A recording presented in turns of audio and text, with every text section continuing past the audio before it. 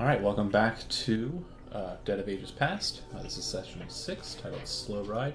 Last session, the group continued their shenanigans in the city of Rostagar.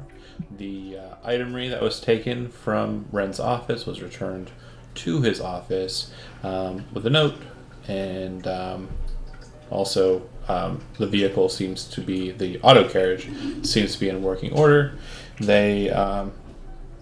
It tried to have the gnome drive a vehicle that's been designed for much taller folk. It didn't go very well. They ended up crashing a little bit. And the law enforcement officers at City Watch, Lemon Cap, came and basically told them that he's detaining the vehicle there. If they don't pick it back up in 48 hours or do something with it licensed, then he will have it confiscated by the City Watch.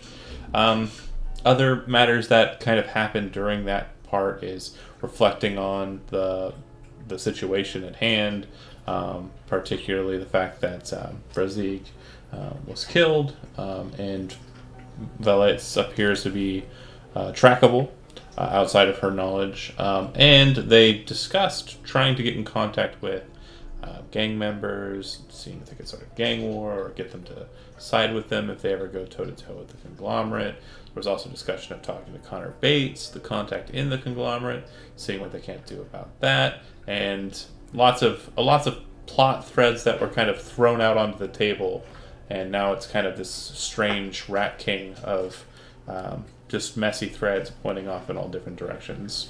You slept, you wake up, and I leave it to you. The one thing you will notice is that Broxgar appears to have left either sometime in the early morning or the middle of the night.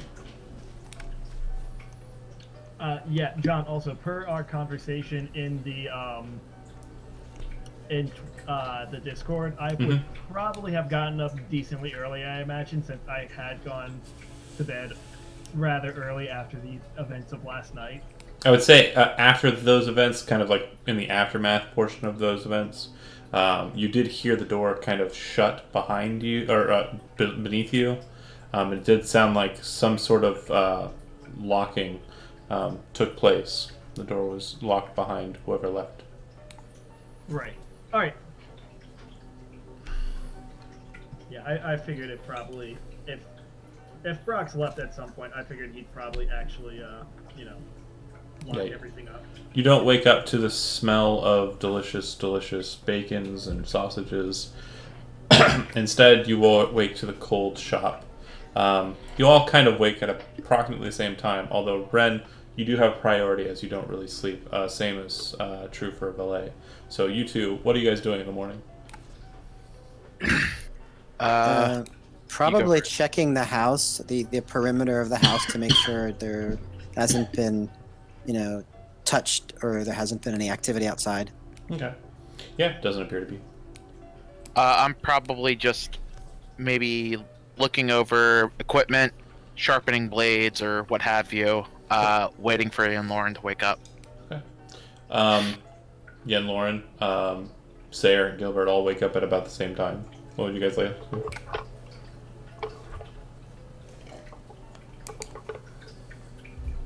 Alright, do you want me to say what I'm going to do? I want you guys to, tell me what you're doing. Alright. You go first, Kev.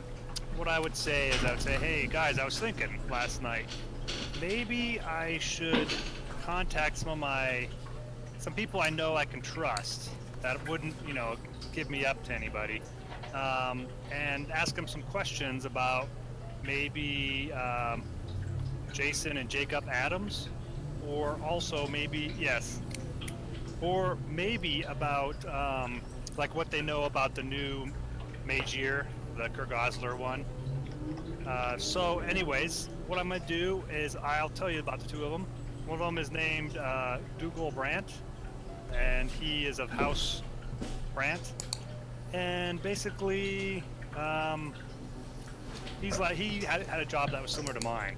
So I think maybe I could ask him, see what he knows, what's been going on, see if he's heard anything. And the other guy would be a guy named Julian Crosswell, who he is a human. The other guy, I believe, is a gnome, right? Or, I'm not sure. His picture looked like a gnome. Neither of them are gnomes. Yeah. Aha. It's because his picture looked like real handsome, so I figured he had to have been a gnome. That makes Oh. sense. Of course. Right, makes sense. So, but the other guy I know is, I mean, he even looked human. His sketch. So, anyways, they're both humans, but I think that I know them well enough that I could, ask them some questions. I think it might be best if I just went by myself. Some of you guys may raise a little bit of concern among these guys. They're used to nobles and stuff. I especially kind of like glance over at Valette a little bit. Specifically talking about that one, maybe. But yeah, so that's what I'm going to do today. What do you guys think about that idea? That's okay. Just as a reminder, at the end of last session, we talked about like what our end game is, and I thought we kind of agreed that we were gonna like instigate. We're gonna try to get the other factions working together. Is that right? That was the plan thrown out. It I don't wasn't. think we ever came to a consensus on that. Everyone as a player likes the idea. I don't know if we've had the fully Nobody's fleshed out. Come up with character the discussion. how yet. That's the I have- issue, is we don't have a specific how. We understand, I think we all want to at least like get in touch with these people and try and get them on our side, but nobody's proposed how we do so Mm-hmm. in Russian accent. Yeah. You got this, Zach. Go. I'll get to it. And Kevin, what did you state the purpose for seeing your people? I forgot. Yeah, He was I was talking going to about ask him. trying to find the atoms. Guys, because I think there's a couple of us. I know me and Seer, we both would like to get rid of those guys, or at least capture them. But I'm thinking more just get rid of them, or at least avoid them. Why?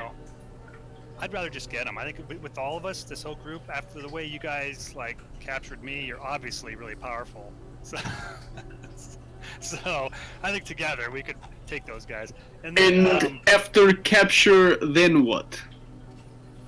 We tie up and hold in room? I mean, I don't know. I'm not against putting them out of our misery. Oh, so we end them. Yes. Then why capture in first place? This seems like lots of carry for endgame That's to the be. step. Steps. You're right. So, anyways, just think about it. They, Um, Sarah would probably chime in and say, they may deserve death, but is that ours for us to decide? Their crimes are self-evident to those who know them, and I'm sure that anyone who understood what they were doing would make sure that they had a fitting end, whether Well, that's in the prison or in gallows. that is true, but I am concerned that there's some people with a lot of power that may do things that aren't good just because they can get away with it. So, I guess what I'm saying is if we captured them and handed them over to the wrong people, they might just get out again. Ren looks like at that ever Gilbert and happens says, around "That's a really astute thing that you've said, Gilbert." Nothing like that ever happens around here, does it? It's true though, because what is the law now? Things are a little Yeah. confused. I mean, I think I don't know. The king still. I haven't implicated him in this mess. So I mean, if we could give him to somebody who like the king himself, but I wouldn't be able to get that type of an audience. That's the problem. Another thing I was going to do was, besides find out where the Adams guys were, is find out if my contacts knew anything about Kurg Osler, who's the new Magier, because I'm very interested to know what's been said around the courts, if they've met him, any of that stuff. And what district perhaps do they come from? Old Rastegar, downtown. Downtown. While there, possibly keep an ear out for any gossip of the local gangs? Because I don't think just the gangs in Spellmoth will be enough to adequately go up against the conglomerate if that is the route we take. I think it's going to be very hard to convince that many gangs, but we should maybe try small, and if we have some success, maybe keep going. But if we run into where it's impossible for us to get any traction, then yeah. For certain, but it's best to know all the players that we might bring into this conspiracy.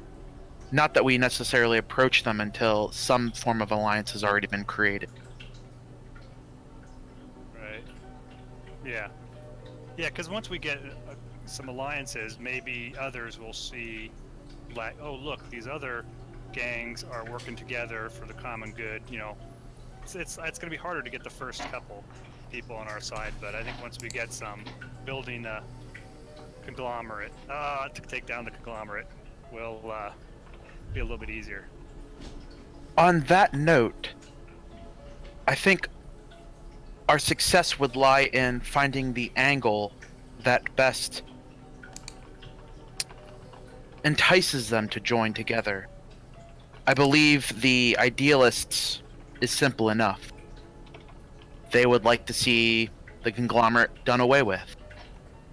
The Mardigans, we might possibly use the angle of, with lessening restrictions on magic, people might have an increase in wealth from selling what they couldn't sell before, and allows them to pinch more things. And for the, what is it, the what sharks? The sharks, Night sharks. The night sharks, with increase in revenue from new items to sell, they might be able to extort more money for their so-called protection. Not saying that these will work, but they're just starting ideas for how we might initially entice them in. Yeah, they're very good ideas. I think, you know, people are usually influenced by power or money or, you know, influence. So, you know, we just have to figure out what angle to go with these guys and be flexible while we're talking to them. That way, if they don't appear to be going for money, we think of something else that they might like. Of course. Sounds like a good idea. So actually, maybe I could bring some of you guys with me to go talk to these gentlemen, but I just thought, you know, maybe if not too many, because we might. Ren says, I also have business in Old Rastigar Borough, so I can accompany you part of the way. Nice. Man, if you dressed up. And dressed what up in something business nice. might that be, my good man? I wanted to visit an old detective acquaintance. He might have some insight into what's happening. His name is Dick Tracy. Mm-hmm. Dr. Watson. Yen Lorne, do you have any pressing plans for the day? Nothing that can't wait. I suppose we could split up 2 and 3, since Dwarf seems to have dismissed himself for morning.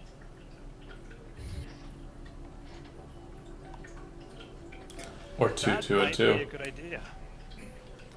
Oh wait, that math doesn't work. Never mind. Don't listen to me. Don't work for math. 3 and 2. There's 5 of us. 2, 2, Yeah. and 1. I'll go off by myself and just, because you know. I'll tell you why it might work actually 3 and 2, because Ren and I are going to go to Old Rastigar anyways, and I'm thinking maybe, Sarah, if I brought you, I could tell my friends of mine that, let's just say that they killed, who did they kill that you know now? My mind just went blank. Or they're after you, right? Actually, you may not want them to know that. They have influence in me, and whether they know it or not, it does not matter. If the Adams just come thought- to me, all the simpler for taking care of it. Maybe you could just look very. There's a knock at the door. Uh-oh. Answer it, Gilbert. I immediately look at I'm not answering it. Valet. I go hide behind the couch. I check the window real quick. Or there's a peephole. Nobody. There's there's windows, but there's nobody Windows outside on the door. side. No, I thought we discussed that there was a peephole in there, John, though. Not so much a peephole as the front door has a window in it. Right. Okay. So right. it's not like a big window. The best way to think of it is it's not like Ren's office, which is like an old like detective's office where the front window is like glass, but it's frosted glass and it's got Ren Kenai's private investigator like stamped on the glass. Yours is kind of like probably about human eye level or chest level, and there's a window, and then above the window like hanging from the wall is a sign that says whatever the name of the shop is. Careful with the Venetian blinds. I just had them installed. But you look out the window either on the sides or on the top, and it doesn't look like there's anybody there that you can see. I approach the door and, in my best Sarah impersonation, go, "Yes." Yeah, is Ren there? My voice changes every session. Look, this is a female voice. That's your Yeah. helper. I unlock the door, Is it Effie? recognizing the voice as Effie. Nice. You look down, you see her. She has red hair, which might be different than the last time you saw her, and a pink stripe in it.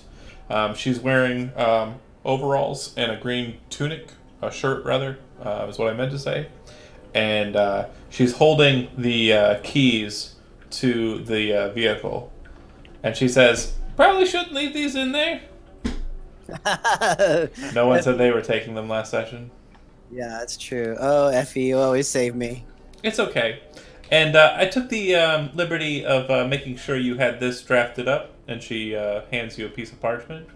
It looks like the parchment could easily fit into your current identification wallet, but the article she's handed you appears to be licensing for driving the vehicle. She says, "That gives you the right to do it, but if you're not skilled enough to do it, I wouldn't suggest doing it." Oh, I know how to drive. I would say to her. Ren gives a sharp look to Gilbert. She kind of looks over at you and she says, "Is he going to be the one that drives it, Ren?" I don't know.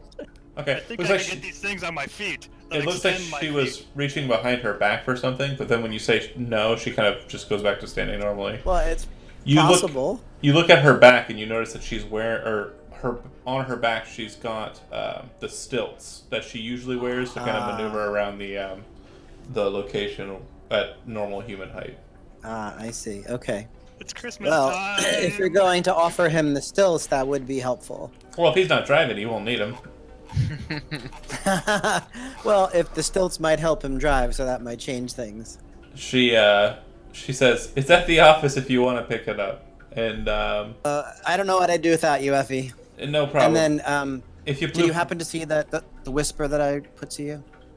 No. But she says, "If your blue friend wants to borrow the stilts, he can. They'll be in the office.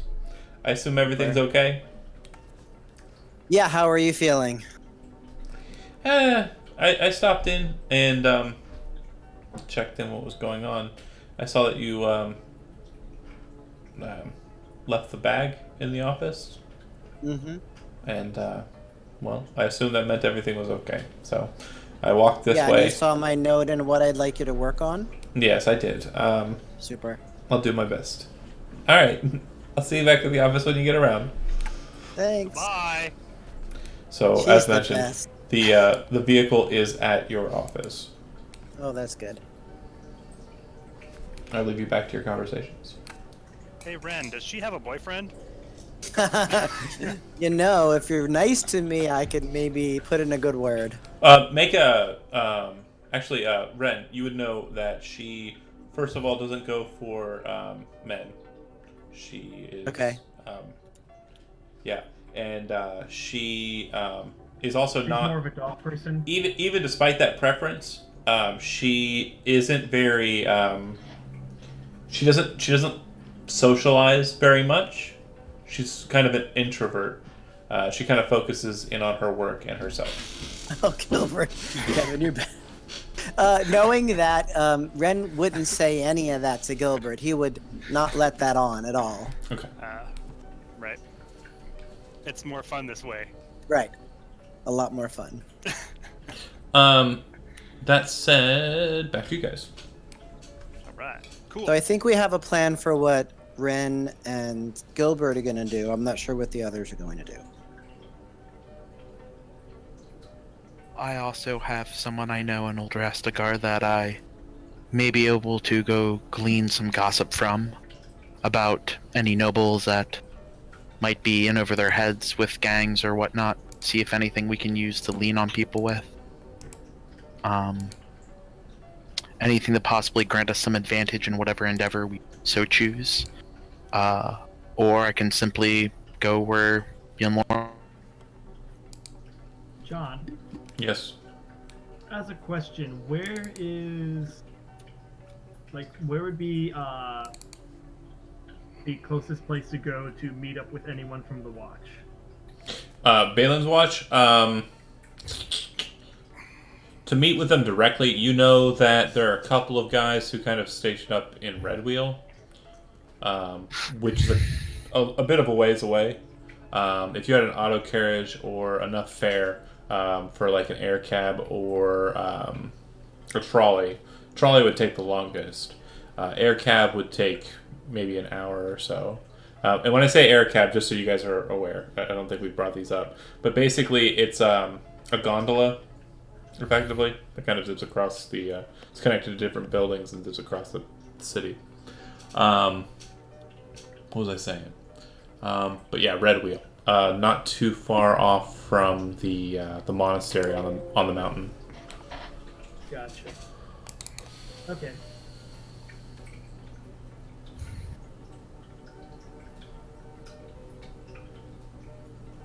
All right. So Um, Ren and I at least are gonna head out. Do you want us to take you with us, Blades?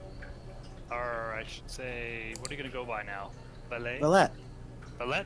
Maybe he should change his name on his thing. Oh, Just Blades. sorry about that. That's all right. You're so confusing. That's the point. Ren, would you like accompaniment upon your journey, or would you like to go alone? I would be happy for you to come with me. What do you hope to learn? I just not like man be by self. Seems dangerous. I hope that you trust me. Meh. I go with Valet and talk to his friend instead if you want to go alone. I just No. ask preference. No, that's fine. You can come with. I think the more we have with us, the less trouble we'll get into. This I like. Valet, we go with Ren. Then after Ren friend, we talk your friend. Well, if you don't mind, if we will be visiting mine, I just need to go change briefly. Yes, of course. And I It'll head take no upstairs. time. And I spend a minute making myself just slightly more noble looking, but still the same. Cheekbones, slight adjustment, who knows. And then I put on my fine clothes. Okay. So I'm looking fancy. But then I put a traveler's cloak over it, so when we're just walking around, I don't Doesn't- stick out too much. Yeah, I'll do Um, the same thing, except for not making my face look different. Valette, Ren, and yet Lauren are doing one thing, whereas Gilbert and Sayre are doing another. Do I have that right? I believe I so. think that Gilbert is coming with us to Old Rastegar Burrow in that area, but then we might be splitting off there. Yeah, Is that right? You're all going to the same neck of the woods, but what I'm saying is once you get there, divergence will happen, and you guys will have your two separate groups: Sayre and Gilbert, and then the rest. Yep. Is that Okay. accurate? Do I have that right, Matt? Yep. Just Yeah, making sure for that's the time okay. being. Just making sure that's what you're good with. Okay. That said, how are you going to get from where you are in Spellmoth to Old Rostigar? We take car? Who can drive it? Round 2. Yeah. John, could my horse easily keep up with the auto carriage? Not at all. Okay. If you I like- want a short man to drive, he can. Otherwise, I used to. Auto carriage's top speed is somewhere around 50 to 70 miles per hour, depending on the carriage. Your guys' is about 50. And the horse, I would say top clip would probably be somewhere around 30. So you would definitely, in the straightaways, lose them. Or get Okay. lost by them, rather. I pack up the horse too. Okay. Prepare it to just in case. Then you guys head to the vehicle. But nobody knows how to drive it, right? That's not I true. know- I can- Lady knows how to drive. Let her try. Yeah, Good if I had those stilts. let's let the woman drive. What could go wrong? Yeah. Oh my god, sexist. Wow. Oh my god. You went there? Wow. That is harsh, dude. That is just Fine, I'll just go and stand next to the refrigerator. If you want me? Could you whip us up some food? Get in the car. Valette gives Yen I'm not Lauren gonna- a look without Yen Lauren realizing, just sort of like, Yeah, just glare. Like, Also, Sarah's going to walk over to Valette and just sort of say, "Never do my voice again," and just sort of walk away. Is someone driving this vehicle? I think Yeah. Sarah is. I think I'm giving it a shot. Apparently. Okay, so it's a sedan. It has 6 seats up front, or sorry, 3 seats up front, 3 seats in back. Total of 6 seats. Shotgun. Would it make any difference, John, if we tried to drive it at a slower speed, It like half its speed? We don't need to go that fast. again, if he can roll success, he can roll a success. The presumption is he's going to start off cautiously and then move into a bit more comfortable a clip. Obviously, I'm not gonna. This game is not going to end with like a PSA notice: "Don't drink and drive," Toon and like says. Toon It's says. a So- natural one, and just scratch and die. a slow motion image of Sarah going through the windshield or something. Right. That's not how this is gonna go. Like the high school video, Yeah, right? exactly. That's not that's how this is great. gonna go. That's awesome. Um, Oh yeah, you built it up a lot now. That's exactly how it's gonna go. Sarah is in the driver's seat, and then Yeah, Gilbert. and I do have proficiency with Vehicles land lane. vehicles. Gilbert's in the passenger seat. If Gilbert is going to kind of give advice, because he did drive it not terribly successfully, but he is trained in this skill, he can provide assistance. So you'll have advantage for the roll. And then the 3 of the remainder are in the back seat. Is that right? Yes, we're looking afraid. Okay. So just so you understand, like the seating arrangements, it's kind of like a back seat on the front and the back. There's no divide as in like a normal, modern day vehicle. You have a passenger seat and a driver's seat. No, it's more like a truck, kind of seat. It's just a bench with, a total of spots of 3 people. So if someone wanted to put Gilbert in like the kid's seat in the middle, effectively, someone else could ride up front if they wanted to. But that wasn't stated. So the 3 of you kind of cram into the back. The other 2 sitting up front. Gilbert with all the leg room and no legs. It gives you advantage on your check. Go ahead, make a vehicle's land check. What? Am I adding to this in terms of like? Oh, sorry. intelligence? I apologize. This will be your choice of either intelligence, dexterity, or wisdom, depending on how you want to drive. I'm going for wisdom. 22. 22. Thank God. Hey. Thank God for that advantage. Kind of take a second. It's not the same as the truck, effectively, that you were driving before. The more supplies auto carriage than this personal people mover. Gilbert kind of gives you some assistance and kind of pointing out gears and such and telling you what he knows. And then when you kind of nod your head, you very kind of curtly look over your shoulder back at Yen Lauren and give him kind of like a scowl, and then just throw the car into reverse and do a perfect 3-point turn in less than a second. Yen Lauren's like, and you just whip that car right onto the road, moving it like a champion. It's Nice. impressive. It's Okay. impressive. So you take the thoroughfare. Just to be sure, where are you heading in Old Rustakar? Where exactly is it that Ren and them are going to? Like, So Ren would know the location where Gareth is, right? Correct. Gareth's office, like I was mentioning, is kind of close to the eastern shore. It's right about there. Okay. and then where is it necessarily Gilbert is going? Because I'm figuring probably stick it somewhere towards the middle of the 2 points. Certainly. The court is typically held in the palace. If it's not held in the palace, it's held at Town Hall. Gotcha. So I'd probably want to stick it like. I'm trying to remember. The gray things, are those just the main roads? They're the only roads you can drive on. Okay. So he's trying to go over there. We're going over here. So Technically, you could drive on the smaller thoroughfares in between, but you have to do so very cautiously, like you were actually moving a carriage. yeah, if Ren and them don't mind walking, I'll probably park it a little bit closer to like the town hall palace area, That's fine. Okay. just because it'll be simpler to get there than over to the other side. Finding a place to park isn't terribly hard.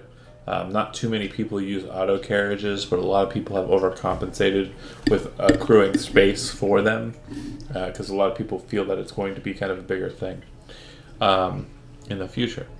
The next big deal. Yes, that said, you park relatively close, just across the main thoroughfare from the palace itself. There aren't any passageways across the thoroughfare. You kind of move across at your own leisure, but there are a couple of bridges that go over the parkways that surround the palace and allow you to kind of get to the thoroughfares that are around it and kind of maneuver into the gatehouses of the palace. Right. Also, as we're like heading out, I would probably just sort of like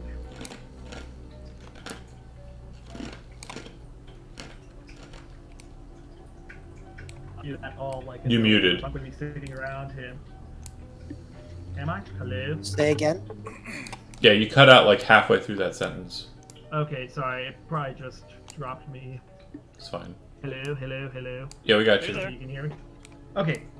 I was going to say I probably, since I do not look like a noble person, would advise Gilbert maybe to say like he hired me as a bodyguard due to what happened to, or happened at House Wellingbert. Good idea. I like it. Something. And you can drive. So, Your personal chauffeur. yeah. And bodyguard. I like Once it. you arrive at that parking space, you kind of lock the doors. Who has the keys to the vehicle? I was figuring I'd just hold on to them for the time being since I drove. Okay, That's put 'em in your fine. pocket. Yeah. Okay, and then you guys split off. So it's a bit of a walk over to your friend's office. So we'll go ahead and start with Gilbert and Sayer, since they have a less of a distance to walk. I presume that's a crossing of the bridge to kind of get over to the thoroughfare around the palace proper, and then a march over to the gatehouse of the palace, correct? Yep. Yeah. Sounds good. Okay. There are definitely a lot of people out today. As mentioned, yesterday was the day of Dan. Today is the first day of the 6th day, and a lot more people are kind of getting more active into like business activities. Typically, for a working person such as yourself, Sarah, you work 5 days, you're off 1 day. You work 5 days, you're off 1 day. You don't work what we would consider a full shift, though, in the days. You kind of work towards an end or a goal, and you keep your shop open and just kind of operate it as necessary. Most working people, even those who work in offices, will work 5 days, are off 1 day, but typically have more than half of the days they work available to themselves. The city life has kind of granted people to take more times for themselves, but there's definitely a lot more jobs that are redundant because other people are doing them as well. So there's a lot of competition in that regard in the city. You move over to the gatehouse, and there is a human standing there in lemon cap garb. The difference between him and normal lemon caps, though, is that instead of being equipped with just the standard kind of weaponry of a guard or city watchman, he has a great axe. And historically, Gilbert, you would understand, just simple training in history lets you know that the reason why gate guards are kept with a great axe is because they want to be able to stop front moving vanguards, such as cavalry. So horse killer axes are used kind of as a defensive measure to stop anybody who would be rushing the gate. He looks to you. Axe kind of used as a cane. His hand on the head of the axe and the haft of it dug into the ground at its pommel. And he looks to you all and says, "Hail!" He kind of looks to the gnome and says, "My Lord Gilbert, you are wishing to attend court today." Yes, I would like to attend court. And do I have to show my papers or something? Or No. all right. You would know this gate guard kind of on a first name basis. His name is Kev, and he's a venerable fellow. If you've had any conversation, if you feel yourself a personable person, you would know he has a wife and 3 kids. Oh, all right. Well, then I would ask him how his wife and kids are. He discusses back and forth small talk, but you notice, you're a pretty insightful guy. You notice that he is kind of looking over to Sayre, curiously, but not like inquisitively. It's not like it's just this is different kind of situation. Yeah. She is my driver. Oh, excellent! You've got one of those fancy auto carriages, huh? Yep. And, I like to drive myself, but the car I bought was made for humans, so it's just not convenient. So, I gotta assume- hire a driver. I assume in the city it's probably going to be hard to find something for you, little guy. Or, sorry, my lord, Kurgosler. I apologize. I forgot myself. That is okay. You, of course, have admittance, and he kind of gestures to it. You see that a couple of other people have just recently entered in moments before you. A couple of them kind of walking up to the large doors of the court hall. You would also be intimately familiar with how court is processed. There are a total of 9 courtrooms, okay, and 1 main courtroom in the center. The 9 courtrooms encircle the main courtroom in the center. Each one of the courtrooms holds priority over one of the sins of the Shedem. There are 13 sins, so the 4 that are not represented are typically corruption, oppression, which is absolutely outlawed and is held at the main court, deception, which is not something that can really be tried because it's more of a thought crime than a real crime. Still a sin, but not one that's horribly easy to charge. And betrayal, which is again another more thought crime related sin than the other 13. And those of you who may not be familiar, watching at home, and those of you who are in the group who may not be familiar, the Shedem is basically kind of a sin. The demon princes kind of sit in the Shedem, and each one kind of represents one of the sins of humanity, or of mortality, rather. The 13 sins are lust, despair, betrayal, corruption, wrath, pride, gluttony, sloth, oppression, envy,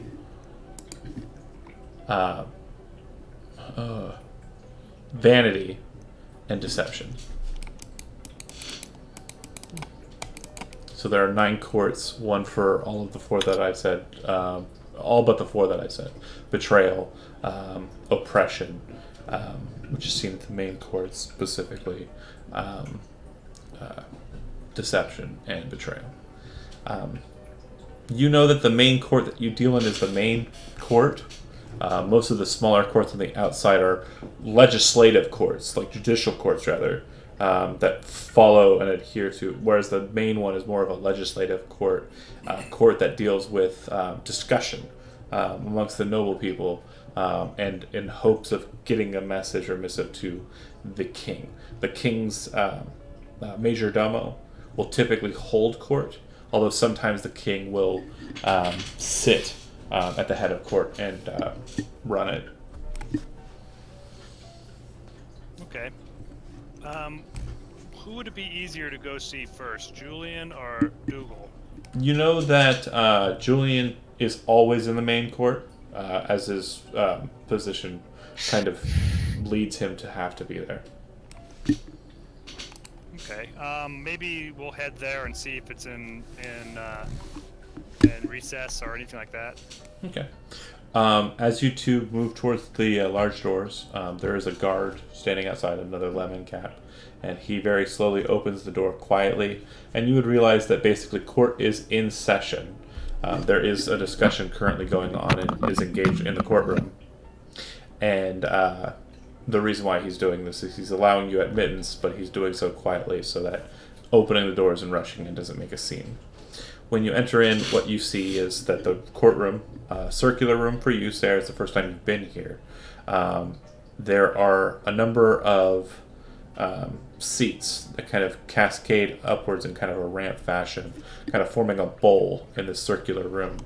In the center of the chamber, kind of etched into the ground, is kind of a hole that's been filled out with white sands. Legislative or judicial courts always have this at the center point of their courtrooms, even if the court isn't one that will try someone and punish them. But basically, anyone who's kind of asked or admitted to enter into the white sands, it's a ritual kind of situation. But you know that anyone who stands in the white sands is typically enacted to tell the truth. There isn't anybody in those sands in this courtroom. There is, however, a lot of people who are kind of standing in the center area who are kind of talking up to individual. The man who's kind of sitting and holding court at current is familiar to you, Gilbert. He's wearing full plate armor, greenish in coloration, and you would recognize him as the bloody judge. Yes. Funny. We're just saying something about him earlier. It was a reference. That's what it was. But anyways. Fair. So, it appears that he is Adrian Vaticus. currently holding court in the main courtroom. You do see that your friend, Julian, isn't too far off from the position that the judge has held, and it seems that he's kind of mediating, not very pointedly. It's not like he is engaged very deeply, but he is trying to engage a couple of the individuals at the outskirts of these people who are pushing forward.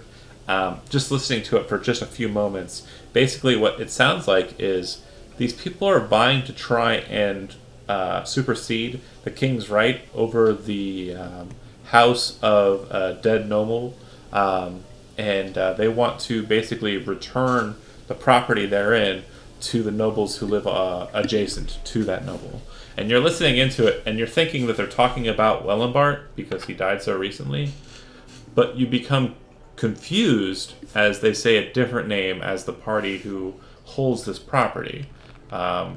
It doesn't sound like Wellenbart. In fact, it's a noble you recall having interacted with. You're absolutely kind of just dumbfounded that there's another dead noble in the same couple of days.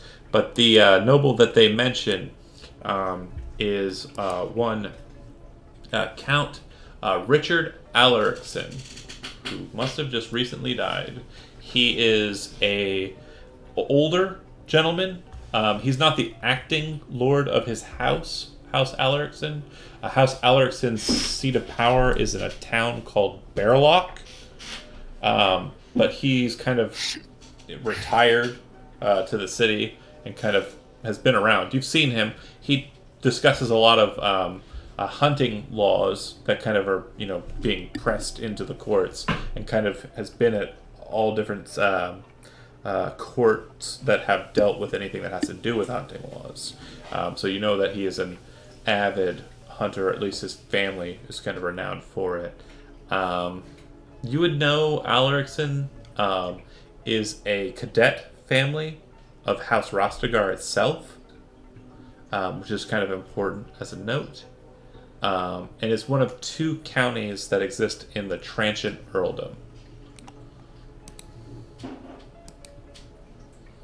What was that last part? It's one of 2 counties that exist in the Transient Earldom, Oh, and okay. it has 3 baronies underneath it in its county: House Galbraith, House Jenkins, and House Russell.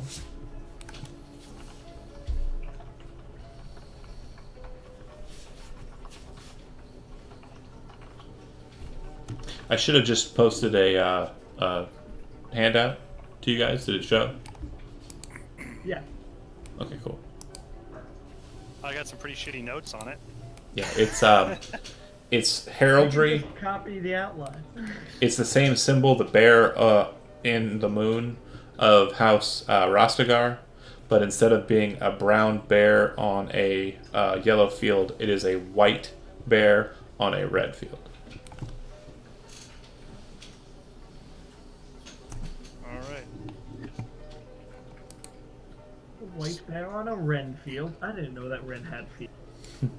So what eats does a fly. Adrian say about this? Is he giving it to him, or is he, that's what I'm interested in knowing. So, just listening to the conversation as it's kind of going, what you're understanding is that he's basically just moderating between the 2 noble houses that are arguing about the property of this middle lord. And you're just, kind of just taking a second and thinking about what's going on. It doesn't like he's ceding any of the property. It sounds like what he's letting them do is continue to fight and shame themselves to kind of prove that neither deserves it. He's so wise and green. Hmm. So, all right. What I would do then is I would look over and see what Julian is doing then. Does he look like he's real engrossed in taking notes and stuff? Or? Not terribly so. It's not so much note-taking for Julian. He's kind of engaging with the these 2 noble houses, which are vassal families. They don't actually have land. They're just nobles proper in the city. But the 2 that live closest to House Alaricson's property in the city are the ones arguing. It seems like he's talking to their kind of major domos and like courtiers, their retinue, and basically trying to get information to them concerning like how this is going to play out. When you kind of move over and listen to it, you recognize this tactic from Julian. Basically what he's doing is he's trying to convince them into kind of ceding the issue and allowing the king to kind of make a decision on it ultimately, which means that the property will be kept to them and any liquidatable assets will be granted to the side parties. Very wise. But Julian sees you and kind of nods his head. Finishes exchange with this person, this affiliate of one of the 2 vassal houses, and kind of moves over to you. Gilbert, I thought I heard you were dead. Well, luckily that is not true. And I guess I have to work on, looking a little different, because everybody around here seems to recognize me, so I guess, whatever. You wouldn't have been allowed admittance if you weren't recognized. Okay, so I probably would have not had such a disguise on then. Okay, Right. Never mind. Strike that last bit. No worries. Redact it. All right. Go ahead. So what I would say is, I enjoyed watching you work. You always are such a master at, helping people come to the right decision. Well, of course. I'm just trying to keep the peace. Yeah. Well, when you have time, I don't know if now's a good time, like if you guys are going to go into recess or what, but I have some good stories to tell you that I know you'll get a kick out of, and I just wanted to ask you what you've seen around lately. I've been kind of out of the courts for a little while. Well, of course. Yeah, I should be taking a lunch here very soon. If you and your associate, and when you kind of look at this man, Sayre, he's kind of an older gentleman, probably mid to late 40s, and his hair is definitely receded back from his brow, quite substantially. However, his hair is perfectly manicured and oiled, and so is his beard, which is kind of cut and cropped into a perfect kind of point. The garb he wears looks like it's probably really expensive, but certainly not functional and absolutely not tasteful. You're pretty sure Does there's... he look like does he look like a bard to me then, potentially? He does a bit. He definitely looks like a storyteller type. And Gilbert, you would know that in his side kind of hobby, he does pen plays and draft stories. That is something that he does do.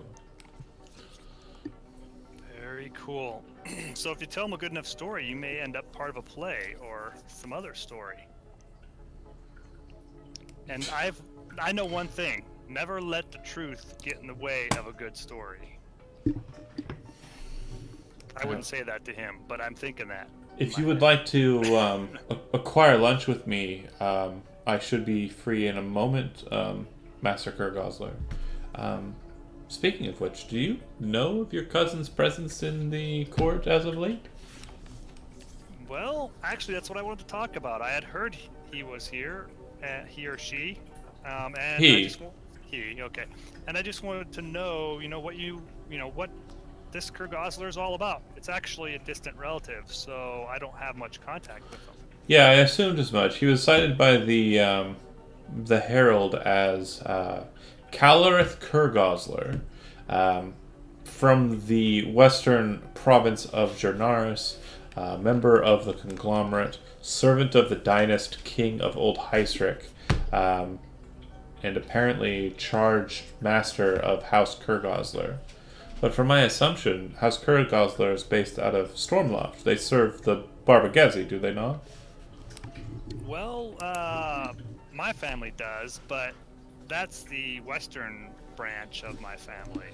Well, according to records, they are now the masters of your house, according to what he has stated his position in your family is. If that's something you wish to contest, it is something you should air to the court. Otherwise, by all rights, he is the master of your house. Wow. Alright, I'm kind of speechless on this because I'll say, well, just between you and me, I wasn't even aware of that. And I'm not sure, if I can contest it until I find out what he's talking about. I'm going to have to get some more information. He has claimed right over House Wellenbart's house. According to records, Sidney Wellenbart was set to leave the house to you. However, because you are a member of his household, he has usurped by right your claimancy on that house. So that's why I say, if it's something you wish to put to public, that you have a personal contestation with his position regarding your house and its patriarch or its lord, it might be something you would want to put forth to the courts. Thank you for that information. If you have someone who can draft a letter for you or draft a notice, I would suggest speaking to them as soon as you can. I'll meet you, let's say, the King's Promenade within the hour. That would be great. Let me deal with this business. I have to make sure everyone gets what they need and what they desire. And he kind of steps forward to Sayer and kind of bows low, like kind of lowering his head down to you. You see him kind of look towards your left hand and then kind of look back up to you, and he says, apologize for my forwardness thus far. I will, of course, refrain from being so curt and forward, milady. And he kind of steps away from you. You're very insightful. You would keenly have noted that he saw the ring on your hand. Yep, figured that out already. And he looks, to you, he's not handsome. I would assume. He doesn't have much in the way of like a frame. You can tell that his stomach is kind of, become a bit distended from sitting around and eating probably fine foods, but still not too much in the way of working.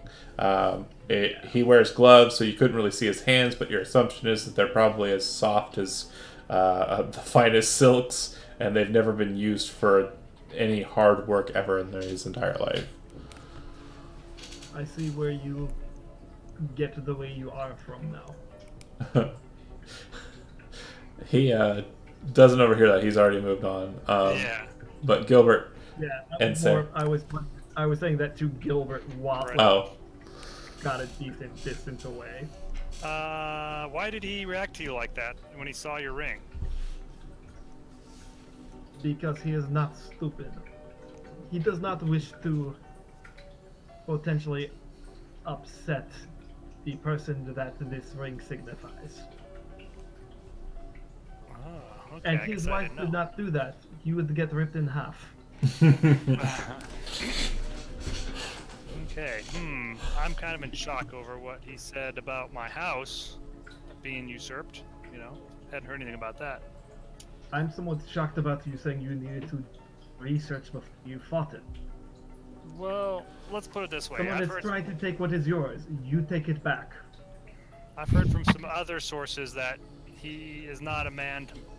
That family is not to be messed with, is what I've heard. But, you know, maybe that's why I need to think about it a little bit. Maybe I need to say something. There's a time for thinking, but as I said, if someone is trying to intrude upon you, do not waste too much time on thinking, or by the time that you are done, it will be too late to have even applied any of that thought.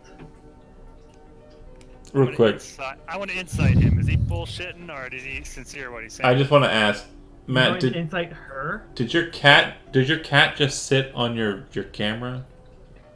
Actually, he just stood up. He was lying down on Okay. the computer. It totally looked like, Like, from my Stood in front angle, of the camera. he stood up and he just sat right on it. Sat right on it. But anyway, Right on it. regarding inciting opposing members of the party, basically, no. What you're kind of gleaning just from dialogue, I mean, I'm not opposed to opposed checks between player characters. It's just what you're asking is not something I think that you kind of get just by Right. happen chance.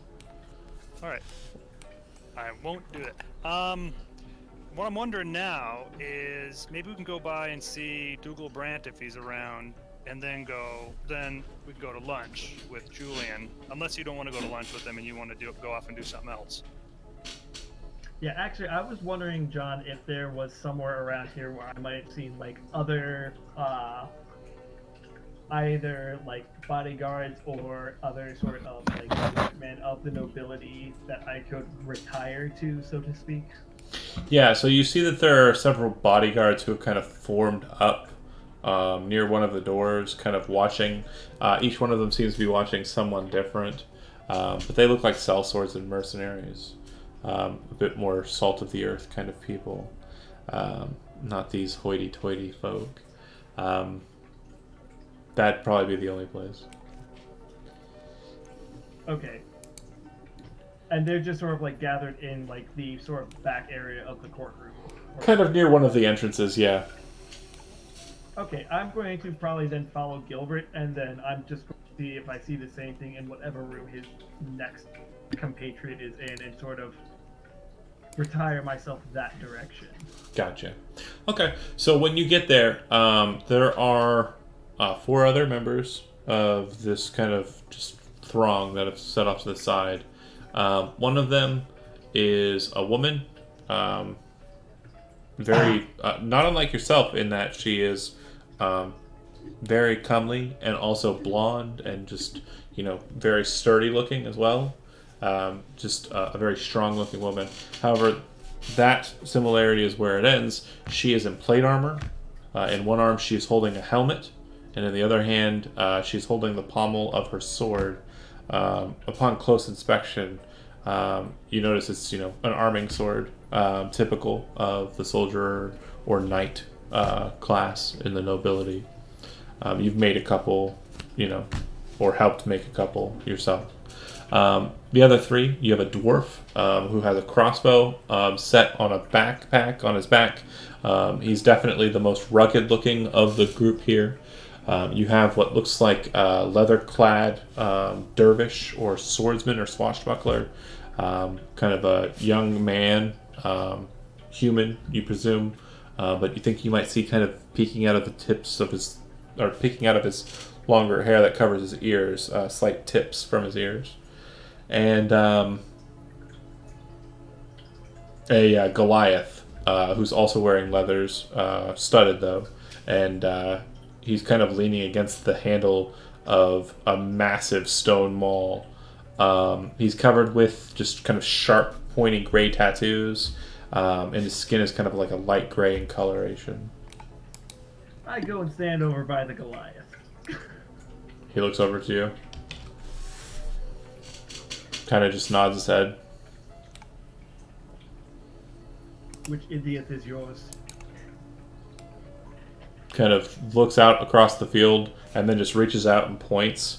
Just pointing at some older lady who she's wearing kind of white attire with like a bluish vest in color, or a reddish vest rather. She has like a blue kind of headpiece, just like a piece of cloth that kind of covers her grayish hair.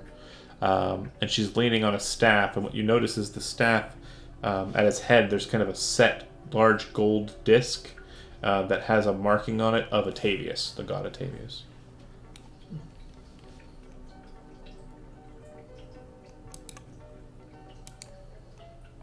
This is what she looks like. Interesting.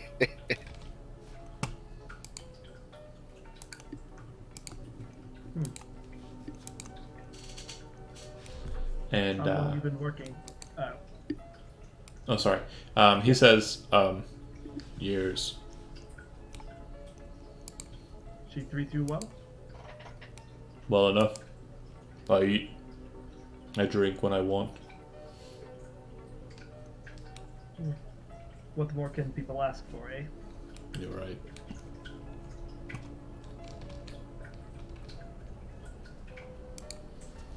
He doesn't seem very conversational. That's fine. He definitely does appear to be. Go ahead. Oh, go ahead. I was gonna say he does very much appear to be doing his job. That's fine. I'm still going to just sort of like stand there and just. I'm trying to figure out still necessarily what sort of information I might be able to glean from these people, so Sure. the silence thing isn't the worst for me right now. Okay. Yeah. You definitely hear that the dwarf and the other gentleman, the swashbuckler type, they are talking a bit. From the sounds of it, they're talking about their lords, which you very quickly decipher in dialogue and kind of their mannerisms and gestures, that the two that they're talking about are the two lords that are currently having the discussion about property rights regarding the dead lord's property in the city. It sounds like they are a bit engaged. The dwarf seems to be a bit more heated and becoming upset, whereas the swashbuckler gentleman is kind of just cocky, smile and smirk, and is just kind of like flippantly kind of just poking the flames of the dwarf, who's getting madder and madder. Is it always like this around here, with them disputing so much about their land and property? I've never met these assholes. He says as he looks over to them. You see the swashbuckler kind of look over to the Goliath and then look back to the dwarf. Like he heard them, or heard what was said, and then just kind of snaps back to the dialogue he's having. I am just trying to get a feel. That No. one, and I point to Gilbert, just hired me the other day. Trying to sort out necessarily how things work here. I didn't think a lowly court servant could afford a bodyguard. Especially one with as fine an edge as that, and it kind of gestures toward the hilt of your sword. Whether he can afford me in the long term or not, we shall see. However, it was a bit disturbing for him when his host was killed the other night. So he wanted to have some extra insurance, as it were. Interesting. Nods his head. What's your name? I am Ser. What is My, yours? my name's Og. Og Foamhorn. Good, strong name. I don't disagree.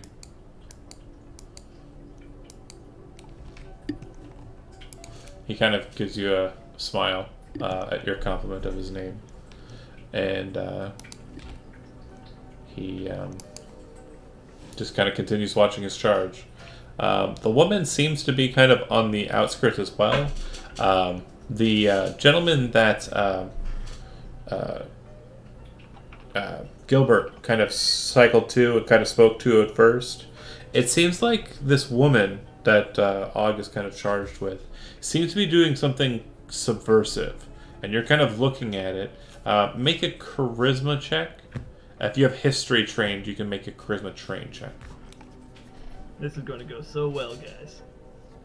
That's a 1.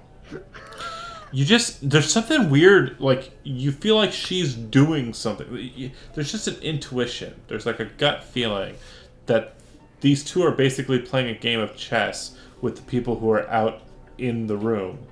There's just this strange sensation that's kind of between her and Julian. After a fashion, the judge kind of is holding this iron orb and kind of slams it down into a metal seat for it. It creates a loud clangor, and he kind of says, "Dismissed. 1 hour for lunch."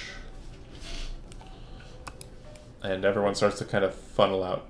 Before that, though, Gilbert, did you have anything you wanted to do before the hammer dropped? Well, actually, I want to, when he drops the hammer, I want to see if I can get his attention to talk with him. Okay. It does look like a small queue of individuals has kind of cycled to a position for waiting for the judge specifically. Make me a charisma persuasion check. Persuasion. All right, that is going to be a wisdom. That's proficient. Proficient wisdom. No, charisma. Oh, persuasion. charisma. Sorry. Oh, okay. Proficient. Charisma. All right. Sorry. I don't know why I said the wrong one. It's okay. All right. Not bad. 14. Despite feeling very confident, it seems that the other members who are kind of waiting for the bloody judge kind of sneak you out to the outskirts, and some of them seem to be particularly working together to kind of funnel you away from the dialogue that you're so desiring to get to him. And Adrian doesn't seem to notice you. Kind of moves on beyond. After about Adrian! Yo, Adrian! Yo, Adrian! After about 30 minutes, you feel like he's kind of gotten away from you and has exited Alright. the room. Well, then I better Regroup. Yeah. Well, do I have time to head over to Dougal Brandt, or is it time to go to lunch? You don't know where he's at, and lunch was just called. Yeah. Okay. Well, I better go. I'll go with Julian then. Cut from you guys. Cut back to the rest. Ren, you haven't been in these streets for quite some time, and you're kind of moving through.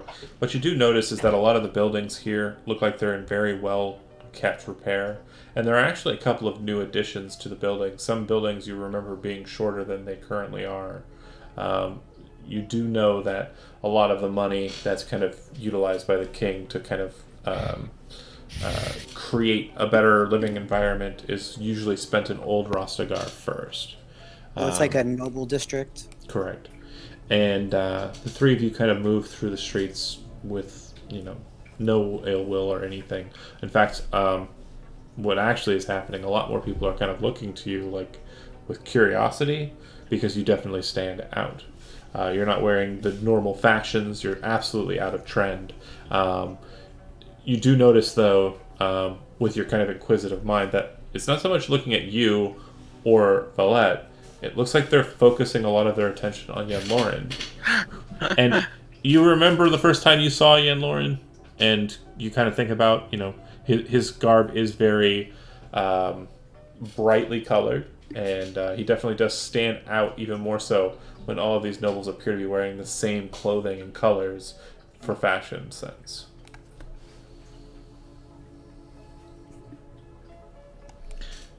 If you do nothing with that, you guys continue on. Okay, go ahead. I'll turn to Yen Lauren and be like, Yen Lauren, I think we probably should have had you have a change of clothes before coming here.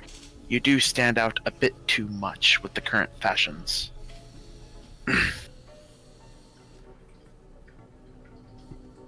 Valet, make a charisma check. Just raw charisma. Alright, sheets over here. 21.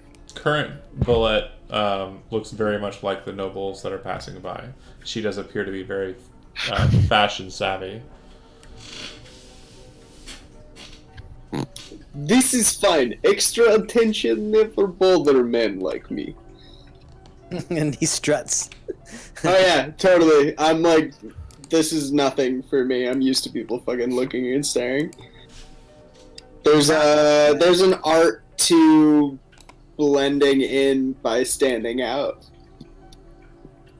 You become that guy in the robe, because nobody really comes up and approaches that guy in the robe. They just watch that guy in the robe walk by, and then they Yes. talk about it when they get home. But if we ever want to not stick out and not be remembered, I believe this is the worst tactic one could take. There is time and place for this, yes. I see no reason now. I just look at Ren, shake my head a little, and let's go. Up ahead, across the street from where you guys are kind of approaching, you do see Ren, the familiar building. It is a very tiny building that's kind of set in between two larger buildings. The two larger buildings you assume are some form of, because you're so close to the ports for the Noble District, some sort of kind of trade offices that deal with bookkeeping and the whatnot, merchants' buildings. But his building is very out of place. It's just an old, rustic, old style, old craft building. And the sign outside says the Eyed Key. Oh, okay. And you know that is his PI office. Okay. Yeah, so he would go up, Okay. knock on the door. You don't receive any response or anything, but you do think you kind of hear a muffled sound of someone inside saying, "Come in." Okay. If I hear that, then I would open the door. Okay. Inside is a pretty large office.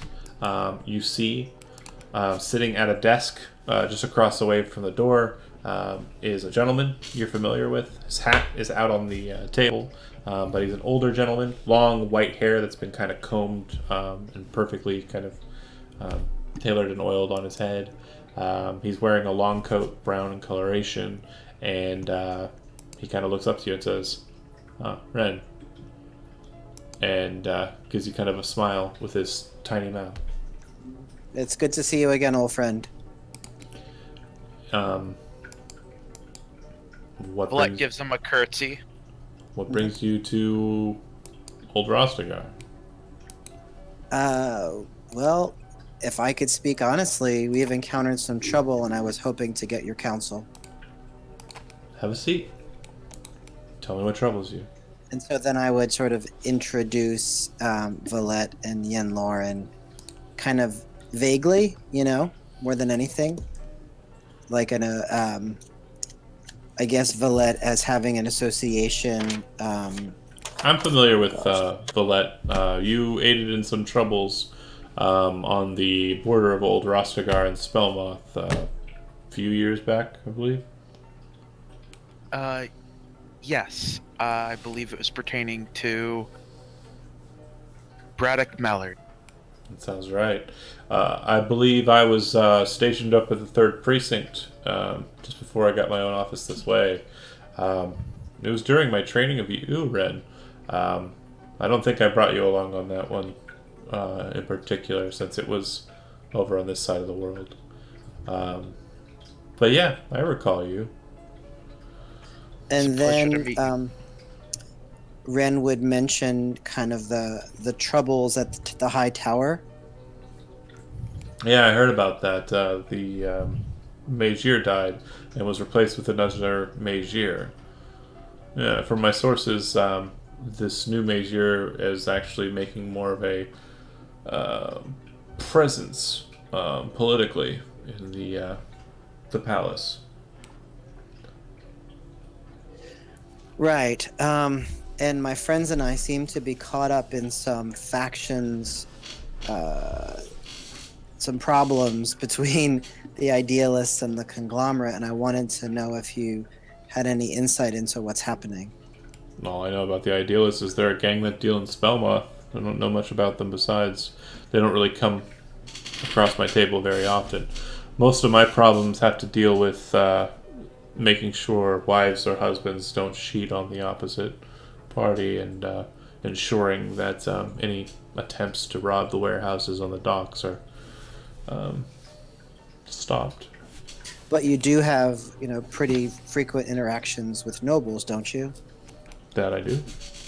And then he would mention sort of what they encountered at, the lady with, hold on, I'm looking through my notes, with the flesh jacket and Oh, you're talking about Lady Karloff. Karloff, right? Yeah, I spoke to a good friend of mine, Thomas Dosler, about that this morning. Actually, we had breakfast together. He kind of looks out the window and gestures down the way. Small cafe just that way. It's called the Filched Feather. It's a nice little cafe if you're interested. They have a mean omelet. Very, very delicious. But yeah, we spoke this morning, and he told me a bit about that. And then Ren would look to the others, kind of motioning them to go ahead and ask questions that they had. And make a intelligence investigation check. This is scrutinize. Excellent. Boy, I rolled an 11. Do I have advantage on that? No, that's not too bad. So you do kind of notice one small thing. He told you that he had breakfast this morning with the watch member that came to question you just yesterday. Okay.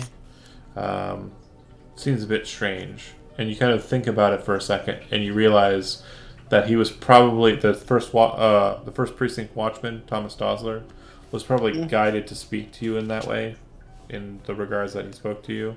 Okay. Probably, you mean like in a favorable way? Yeah, but it was probably dealt with, like he was sent out that way and knew of your reputation prior because he's affiliated with Gareth. Got it. So that was actually helpful to us. Yes, you are scrutinizing a detail that is not a menacing, horrible secret. Right. Okay. Doesn't always have to be bad. Great. The other two?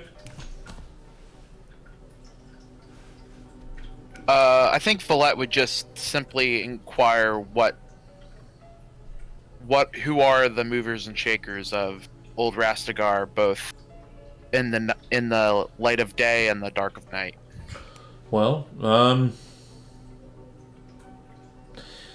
in the light of day, the movers and shakers are obviously the nobility. They pretty much run this. We don't really have gangs in the common sense that you would imagine from your lower boroughs. Most of the people here are hired to do what they do, and kept here because they serve a function. A number of nobles hire mercenaries, sell swords, cutthroats, thugs, what have you. But most of their transactional agreements are held with folk from the ports, not so much Spellmoth. I don't think any of your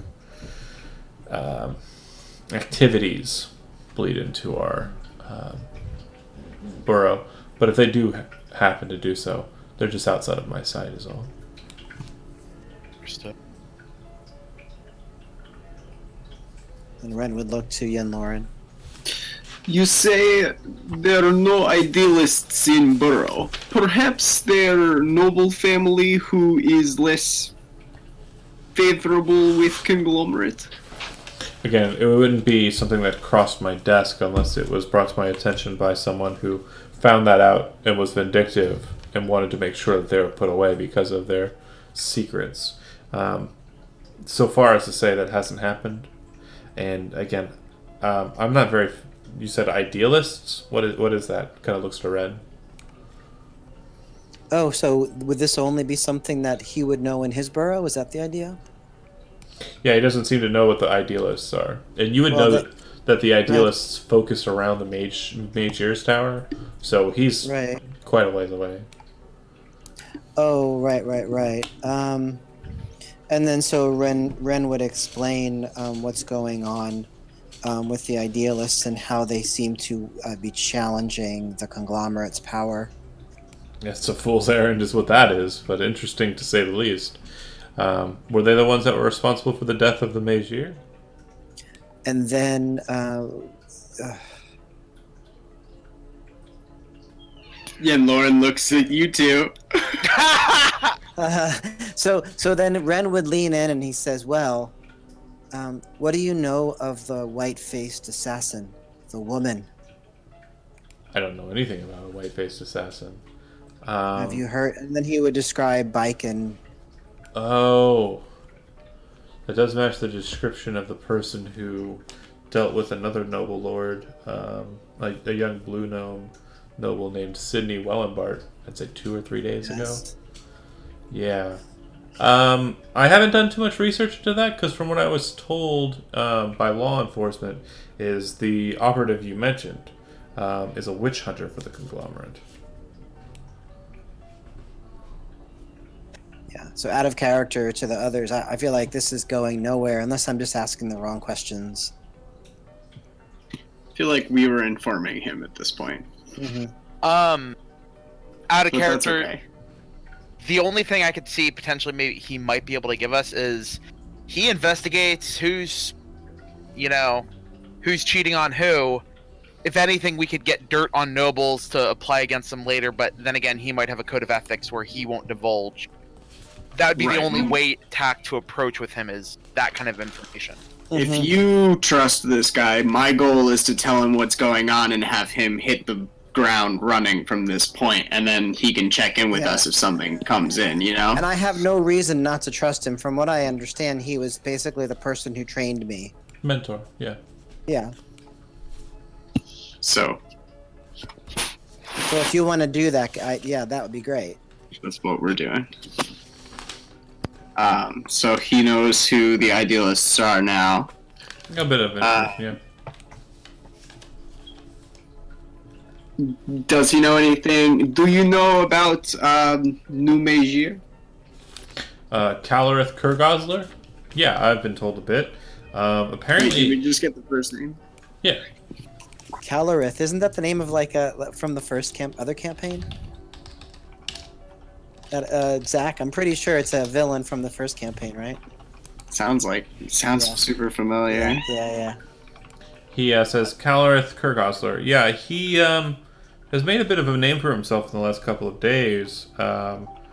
Apparently, he is claimant of title for the aforementioned Sidney Wellenbart's establishment and home. And it sounds like he's taking more of a forward and political measure in regards to activity. Normally the conglomerate is very silent and remains in its tower far away, but we've been seeing more conglomerates in the noble sections of the city as of late. Do you have any idea what a more activist conglomerate would be after?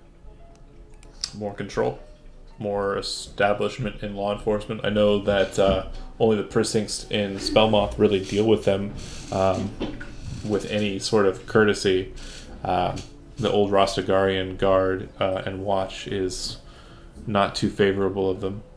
Looks to Valette, and you recall not being able to get much assistance from them. kind of looks back to you guys and says, "Just depends." In all honesty, if that's his goal is just to get more influence in the other boroughs, then that's fine by me. That's if it's earned, it's earned. If it's not, it'll be pushed back by the people of the city. I trust that.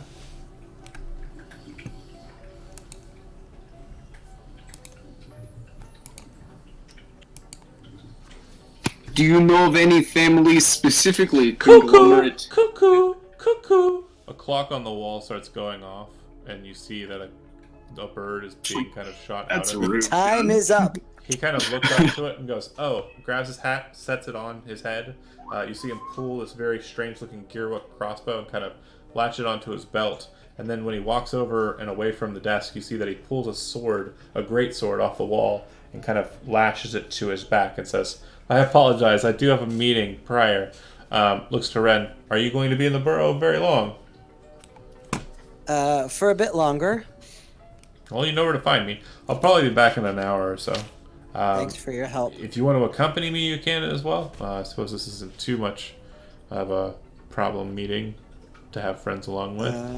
But I think I think we should do that. Yeah. you kind of like, oh, make an insight check. Wisdom insight. Can I do that too? Yes. Can I And- do that too? Also, wait, no. 14. Not so good. Not so good. 16. 16. Come on, Zach. Yeah, Lauren, just just by like- the way he stated it, it sounded more like it was a kindness, not so much a genuine offer. Kind of like a, he doesn't really want you to go, but Okay. he felt like it was necessary to do so.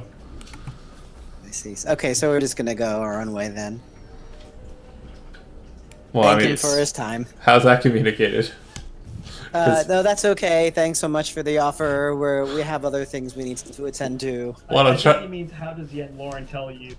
yeah, Oh, because oh, Ren, oh. you're not aware. You're like, yeah, let's go. Yeah, Like, we're going. It's great. whereas the other Lauren's like, No, we have prior engagement as well. If you remember, Valet friend is waiting. He got all dressed up pretty for her. What a Ren waste looks a of little pretty clothes confused. if we go with your friend. Oh, mixed up gender pronouns. Whatever, she. It Just gets say so that, just say pretty in that, its just say clothes. It's it's now a robot. it's a robot. It's been a male and a female. Yeah, It's pretty robot. Let the robot go have date. that's fair, but she is a she. Moving along. Cut from you guys. You guys start to kind of migrate away from the. He locks the door behind him and heads off his own way. You guys are heading to try and see if you can't find Lady Lizette. At the Let's. I presume that's where you're heading, right? Yeah. Okay, so you would know that she has a manor house not too far from here. It's actually right on the coast, and you've been there once, and it's one of the only times you've seen the ocean, the Nilonic Ocean, which is the southern ocean south of Karnak, just undaunted by like skyline or ships or anything. It's just beautiful piece of property, and you guys head over that way. Cut from you guys, cut back to the other two. You guys are heading to meet with Julian for lunch, or no? Yep, I am. Actually, I think the other dude, I think Sarah was actually hanging with the guards, wasn't she? Yeah, I think she was doing so just kind of while you were dealing with Oh. your matters. Yeah. Are you going to? I was just passing the time. Okay. Well, I can come get her then. She is my bodyguard Yeah. and driver. The two of you head out, and you basically know where he's going to eat because most courtiers will kind of go to the same kind of places over and over again with a victim preference. And the food, it's an Ikashadi restaurant. Ikashadi food. It's very kind of stew like focused food, but it's very spicy. And they use kind of like a lot of unleavened bread and such to kind of sop it away. They have drinks that they've stylized that are made mainly of like dairy or like coconut milk or very kind of brothy drinks as well. But mostly hot food. is the main point. And you know that Julian is definitely a fan of the Ikashari restaurant. And you see him there, kind of waiting for you guys. He kind of waves you over and says, "I've got a table for 3." All right, now would I know? Is it typical for him to treat people, or would it be like a Dutch thing, or? You're pretty sure that Julian, of the 2 friends that we've mentioned that you have, is the more likely to treat someone. And you haven't really picked up on the fact that, well, I won't mention that because I don't think you picked up on it as a player either. No. But yeah. I would like to say he definitely, the way he eats, has Dutch something. Nice. He gets you guys to the table. It's a 4-seater table. He sits on one side, but no, sorry. He offers a chair to Sayre before sitting. Do you Is it take? a different table? No, Sayre sits down in a different chair other than the one he's offering, just to let him. Curtly nods. Do you sit across from the chair he offered, or the one adjacent to it? I'm going to go for the one adjacent and let Gilbert sit in the one that he. Okay. Out. He immediately, after seeing you kind of take that power move, looks to Gilbert and holds the chair offer still to Gilbert. Oh, thank you. And I would go over and sit down. He graciously seats Gilbert and then moves across the table and sits across from Gilbert, catty corner to Sayre, and says, I took the liberty of ordering some appetizers, and of course your entrees will be ordered once the waiter makes his way over. Smiles and says, Gilbert, I thought you were dead.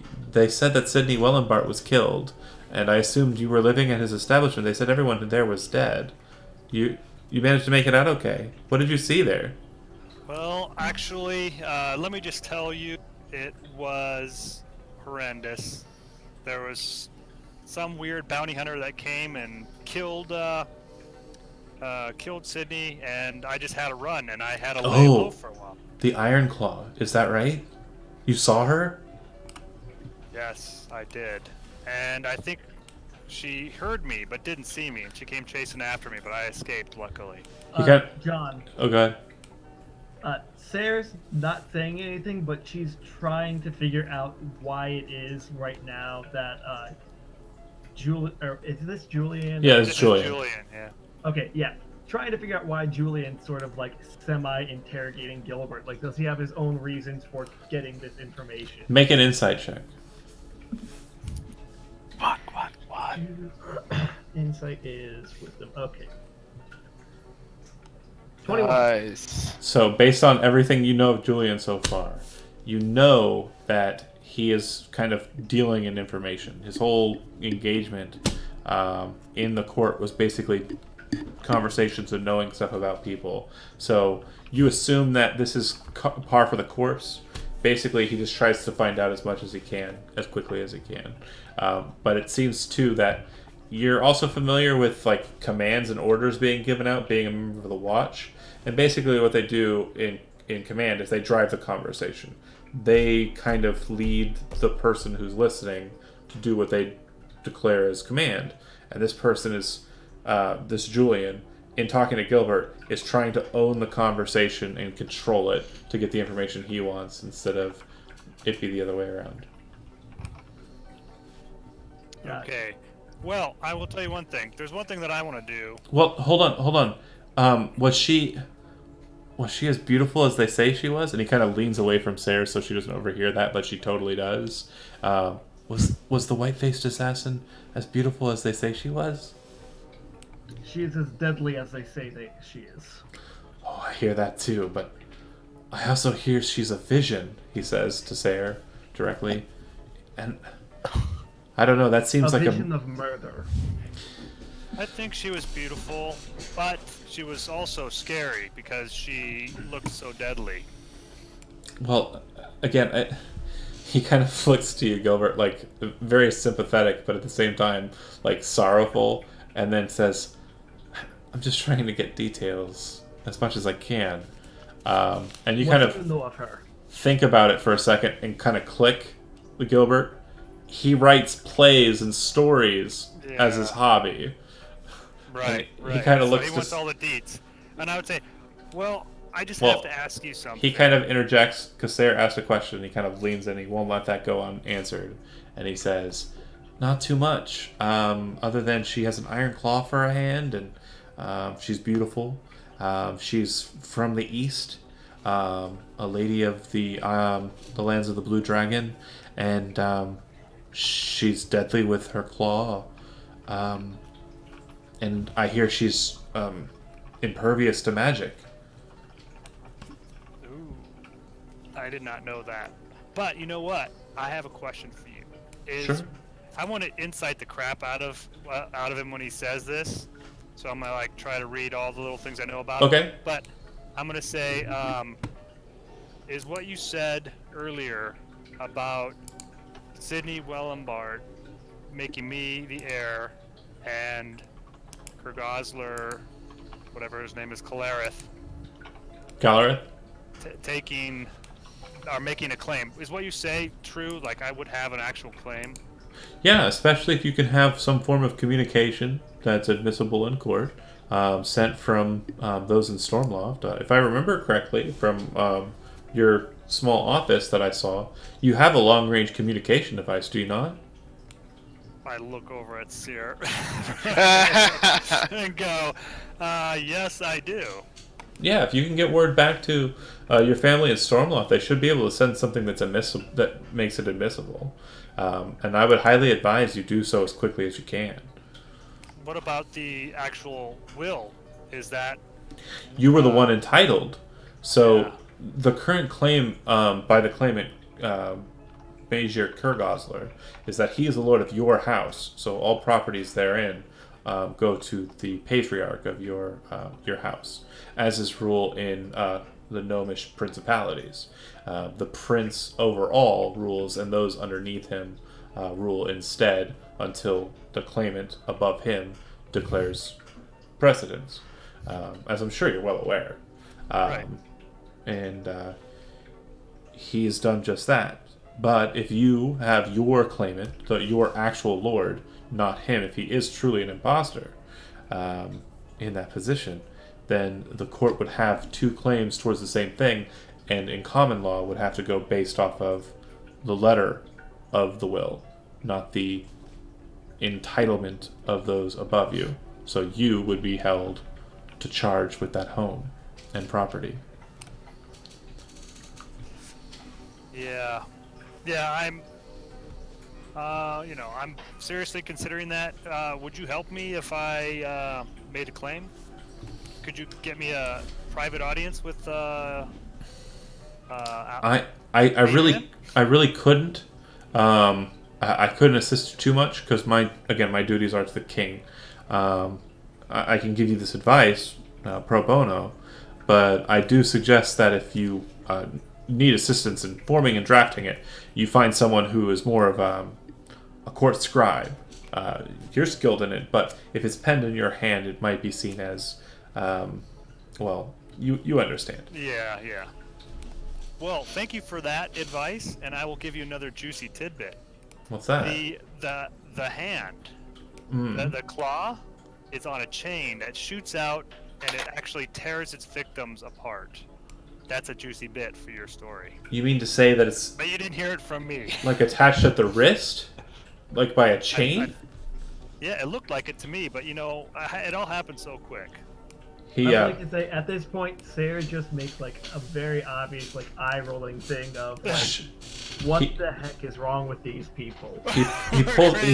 he pulls out a book and opens it up, and This you is see that lunch topics. it's just filled with writing. And as he's kind of like, he's got a piece of the unleavened bread, and he's kind of dipped it into this stewish sauce and is kind of chewing on it. He kind of starts, writing down what you've said, and he kind of gives a whoo as he takes a bite from the very hot steamy plate. When you guys if you do bite into the food, it's very spicy. yeah. It is very, very spicy. Basically, the best consistency and kind of measure of flavor I can kind of connect to for real world analogy is that it's very much like a curry, like a very hot curry. Yeah, just to say, Sarah can stomach it, but it's not a preferable meal to her from. You find that the meats that are kind of like cooked into the stew are much more savory and tasteful and don't have as much as the heat. The heat's been kind of subsided in the meats. It's more the sauce that burns. So what you end up doing is kind of like plucking away the meat and using the bread to kind of like sop the sauce off and kind of just leave it on the plate instead of eating it direct. Is it lamb? No, it would be beef in this regard. Beef? And then also, Sarah would at some point just sort of say, so you seem to be knowledgeable about things that are happening around here. Do you know of others that were staying at Wellenbart's? You said all in the house were murdered? Yeah, except for the Adams. They were guests there, but they weren't staying there entirely. They were more or less just temporary guests. I believe I saw them. Kind of scratches his head. Where did I see them? It would have been last night. No, the night before, I believe. They were at the same restaurant as me. I went to. Where did I eat? Panera? It was quite good. No. Oh, right. The Lighthouse restaurant. Oh, lighthouse. And you would know that there are several lighthouses on the coast of Rostagar. The main one being, of course, the Faroes. But the one that he's mentioning, Gilbert, you've been to before.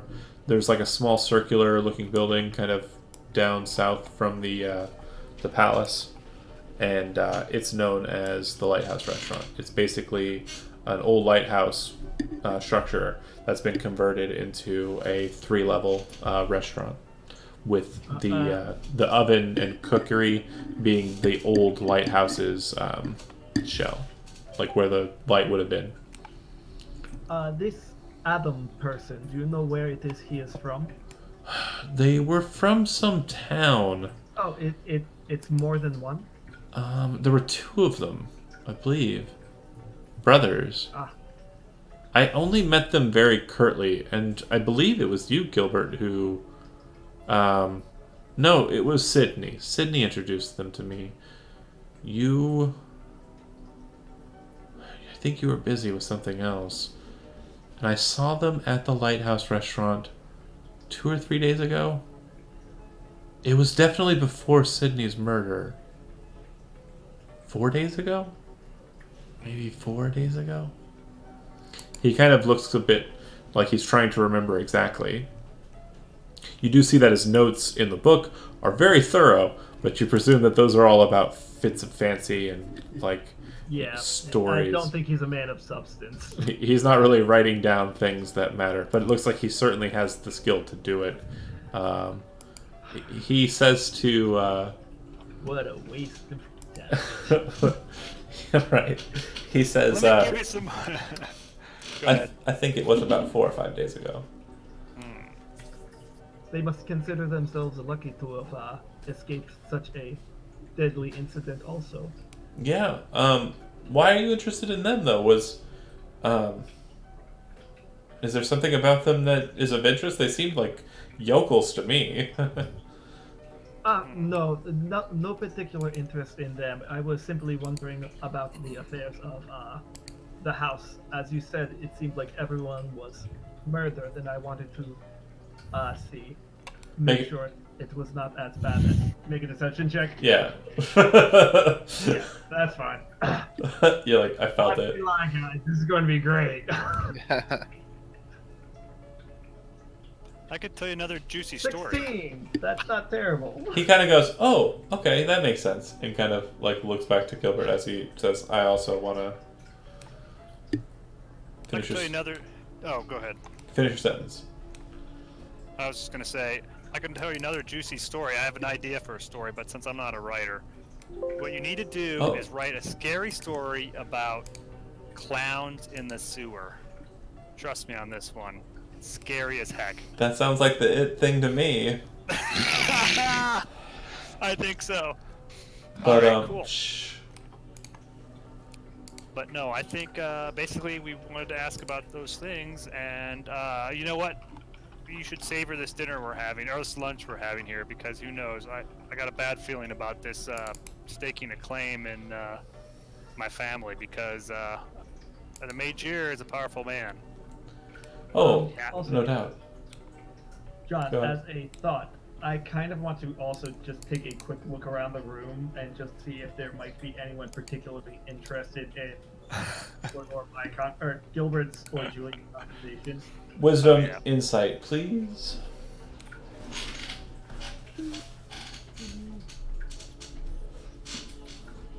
$16. No, you guys seem to be kind of in a place that's kind of filled with well-to-do individuals. The only stares or looks that you're getting are for you, and most of them are kind of disdain. But several of the gentlemen of the chamber, like who are eating and such, when they look at you, it's not so much disdain; it's more of a like, oh, Hey, baby. kind of look. Right. Alright. Because people with money are assholes. I mean, some people without money can be assholes too. Fair enough. Case in point, moving to the other team. Wait, without the money part or with the asshole part? Oh, it was just a good roast. It's just a good roast is all it was. But you three exit out of the offices of Gareth, and what would you like to do? I guess we shall make our way over to Lady Genoese's house. Okay. When you arrive there, you do see that there is a guard. You do know that her personal bodyguard is a large Goliath. You never caught his name, though. But that is not the person who's standing guard I know. outside of the house. The gentleman who's standing outside of the house just appears to be a regular kind of, guard for a noble house. He's not wearing lemon cap garb, but the attire and armament is very similar to a lemon cap. And he kind of looks to you and says, "Hail! You come seeking?" I come seeking an audience with Lady Genoese. Or Genovese. Genovese is currently at court. Do you know perhaps when she may be done for the day and return home? She had some pressing matters regarding the death of a friend of hers at court and the lands and titles therein. She shan't return probably until the sun has met the horizon. Thank you, sir, for the information. Of course. And I just turn and have the group follow me. Like, once we're sort of out of earshot of the guard, shall we head to court and chance a meeting with Gilbert and Sarah, or shall we go about other business? Ren wouldn't have any other business, so that'd be fine. Okay. I have other proposition. Would you like to indulge me? And he smiles and looks at the two of you. Sure. What do you mean? Come. I would like to send Snowflake to go look for some of them symbols that you side chatted me about. Yep, go ahead and make a perception check with either the bird or yourself. Oh my god. Not so much. You're kind of looking around yourself, and the bird's also looking, and the two of you are kind of just dumbfounded, trying to find the symbols. You kind of stop and you open up like your book and just kind of take a quill real quick and draw the symbol out as it was described to you, kind of looking at it and giving it a look the way you saw it when you were first taught it, and you're kind of like, what the fuck? And like, where is it? Where do they put it? You said they would be around these parts. And you're just kind of confused, doing your own thing while the others kind of stand idly by and watch. Would you explain what you're doing to us so we could help? I suppose after the bird has Well, quickly. hold on. What's up? Let me interject. Ren, you actually are saying that, but it's probably not going to be as directed at trying to get an answer because you already recognize the answer. You see the symbol that he's drawn on his book because he fumbled so poorly, and you see like where he's looking and about, and you understand that he's looking for thief sign. He's looking for okay. can't, and you're kind of like looking at the symbol, and you realize it's a modified symbol, but you understand what it means. It means idealists. So I tell Yenloren that. Yes, yes. Do you see the symbol?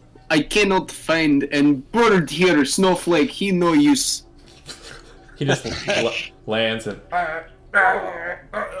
then just kind of drops a pellet out, and it kind of hits the stone. Oh. So do I see the symbol? I anywhere? retry and make you later. I'm gonna get rid of him. Disappears. Yeah, you do see a couple of symbols. They're more directionary, not so much the symbol that he's looking for. These are just regular thief signs. And then you notice too that there appears to be one that's like what he is looking for. However, it's a directionality symbol. It's not this is the place. It's the place is this way. Go this way. Yeah. So I would say, okay, it's directing us this way, and I'd point. And we'd... Off we go. You head over in that direction, and eventually you do find what looks like a door for a safe house. And the symbol that's been kind of etched out is it basically identifies an idealist safe house. And you realize that there's probably someone on the other side of the door, if it's anything like the Thieves Guilds that you're familiar with, Ren, and they're going to ask you some sort of passcode or information, but you're not familiar with that, Ren. So I would step back and sort of motion Yenloren forward. I approach and knock. You see a slit kind of open up where you'd expect it to be, and then you hear was it? Oh, right. The bear has no shame. I believe is no shame for bear. He kind of thinks. You hear a scratching. That's not the response. Owls aren't so lucky. Yeah, let him in. Let him in. That's right. You hear the thing slides shut, and then you hear click, click, click, click, click. The door opens, and you see two guys who are kind of burly-looking dudes, kind of pulling up their hoods and putting on the skull masks, and kind of gesturing for you to get in. Hurry up, hurry up. I imagine we shuffle in. Okay. Yeah, I guess. Villette might be noticed. Villette will maybe wait outside around the corner for them to finish their business. That's a good point. Go ahead and make a dexterity stealth check as you kind of try and shuffle away and not be seen by the people opening the door and looking out. Should have said this 3 minutes ago. Oh boy. Hey, who the fuck is she? And they start moving out the door. You see them start to try and draw blades, Yenloren and Ren, as they move towards Valette. They would lift. Come, she with me. She with me. She must need bathroom. He Come. looks back to you and he says, "If she's with you, she's coming in. Hurry up, lady. In. Let's go." And he's looking down the steps, down the passageways, and you see what look like three lemon caps kind of moving across the street a couple blocks away. And he's like, "Hurry the fuck on, lady. Get in there." Villette pulls her hood down a little bit, but ducks her head and walks hers inside. Okay. The three of you guys enter into a 10x10 room with 2 stools, and looks like a couple of daggers kind of placed in the wall near the door. They close the door and start shutting the locks. The locks look very similar to what Sarah kind of has on her door at her shop. They move you to... Your place. They move you to the back wall, and basically where a door would be, instead there's a curtain. They draw the curtain and kind of gesture in, and they look to Yenloren, who gave the passcode, and they say, "Lord Howland will meet with you." Then wait, I shall. And you hear from the other room saying, "You told them my fucking name? You enter in, and he kind of shakes his head. Yeah, I'm Lord Howland. Fuck. I'm sorry, my lord. Stop calling me your fucking lord. He looks to Yen Lauren. So who are you? Is only fair I introduce self as well. Yeah. Name is Yen Lauren. Doesn't ring a fucking bell. Are you from some other borough? What are you doing in my borough? What are you doing in my neighborhood? I primarily reside in Spellloft. You're from the hub. This is true. Holy shit. Well, if that's the case, what word do you have from the conflict? What word do you have from the Scion? I bring no message. They did not send me specifically. Explain yourself. My friends and I, we are new to group. So we come to town. We You wish hear- to see. The burlier of the two behind you go, "Hey, this one's a fucking cop!" And you watch as he reaches out to grab Ren and kind of grab a hold of him and hold him. Before he could do that, Ren would want to reach into his pat bag and take out the bloody mask from Razik that he took Oh, and put it on the table. oh, power move as fuck, dude. Gain inspiration if you don't already have it, and you throw the mask, the broken mask of Razik, out onto the table. Valette, As you can see, there is the reason why we're allowed in group. if crying was an option, you would probably be doing it. But this Lord Howland gentleman kind of looks at the mask and goes, "Holy fuck! How did you get that?" And he kind of gestures his hand to back off the brutes. They And were then there. Ren looks at Yen Lauren to continue. My friends were there when he fell. They recovered his mask. Well, it's a sure sign to inspire the lower ranks of us. Yeah, for sure. Great. So, did the Scion send you with the mask to show us what's happened? Did they have a hand in this? We heard it was a witch hunter. It was. There is internal struggle amongst conglomerate. Well, for certain. Have you heard New Magier? Kalarth Kurgazar, assholes showing up a lot in my fucking district, making a lot of our people nervous. Yeah.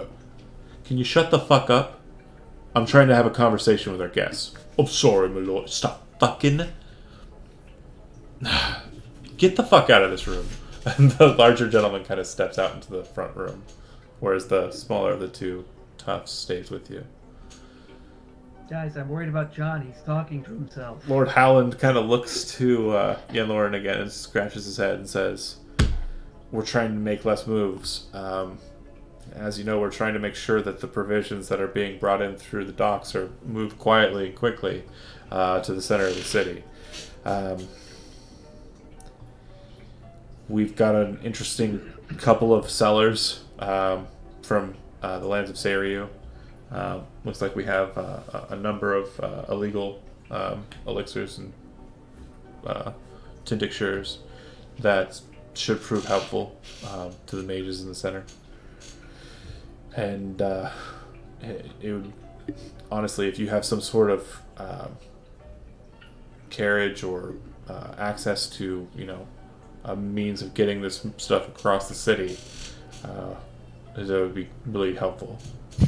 As a matter of fact, I Smugglers? believe I do. Oh yeah. Fuck yeah. You guys are a goddamn blessing. A dead mage year, and you're gonna get this stuff to them? Alright, perfect. Where do you want to do the meet? And what kind of vehicle, what kind of transport are we talking about here? It's a lot of heavy stuff. He has auto carriage. Pointer N. Is it one of those sedan cars? Ren nods, yes. Should be able to hold it. Might not be able to get everybody in there that you want to initially, but yeah, if you're willing to take this stuff, we're willing to. Yeah, we definitely need to get it to the center of the city as soon as possible. I know the Scion is definitely looking forward to this material. If you do me this favor and help me out in this regard, what do you need? I need you focused recruitment. We get everybody on board. Conglomerates rule, and now. Well, I'll tell you, a couple of the people in my lord's ship have been specifically targeted. I was talking to these Baron members of Barony, the Adams, I believe they were, and they were talking about possibly having a conversation, seeing what they could do. I reached out to Lady Karloff, but I heard she was recently slaughtered and killed. I know the Adams have probably left the city because the person that they were staying with was killed like 3 or so days ago. But I do have a friend at a tavern to the north, a place called the Falling Garter. We've been having some conversations with them. What's his name? Well, I don't know if I can give away his information too readily. Again, it's kind of an iffy thing. But I'll just say this: he's not. He's already in with. He's not. He's certainly no friend of the law. That's for sure. Valette speaks up. Do you mean to say that he's a part of a different crew that you might be seeking to work together with? Yeah, yeah, that's accurate. Why? What do you know about that? You guys are coming here with a lot of cards in your hand. Only that if this is to work, we need to try and unite all factions amongst all boroughs together to have a shot at toppling the tower. Well, besides us, and not a lot of people know that we're even here, besides us, most of the groups that kind of run these areas are no more than racketeers and hired swords. From what I heard, not too long ago, one of the vassal houses, House Landrick, just hired a bunch of dwarves up from Breadwheel.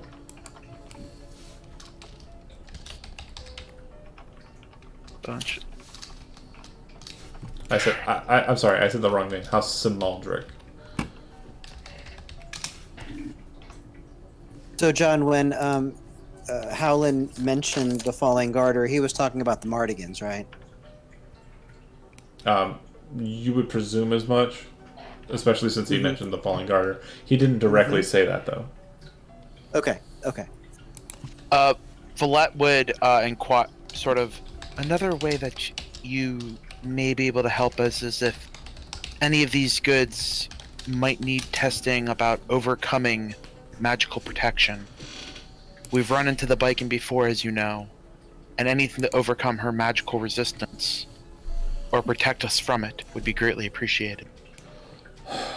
Honestly, the reports that we've got, the rumors that we've heard, what they're talking about is absolutely God's play. We don't know what the hell they're talking about. We heard that she's immune to magic. That's the reports that we've been getting from. She was able to walk into a Magier and throw him out a window. Is that true? Ren would nod his head and say she wore an amulet filled with green liquid that seemed to negate powers. Yeah, I don't know anything about that. If you're going to want information about that, the best place I could assume to seek it would probably be the Associates Library at the college in Redville. That's an excellent suggestion, thank you. You guys haven't been to the Associates Library.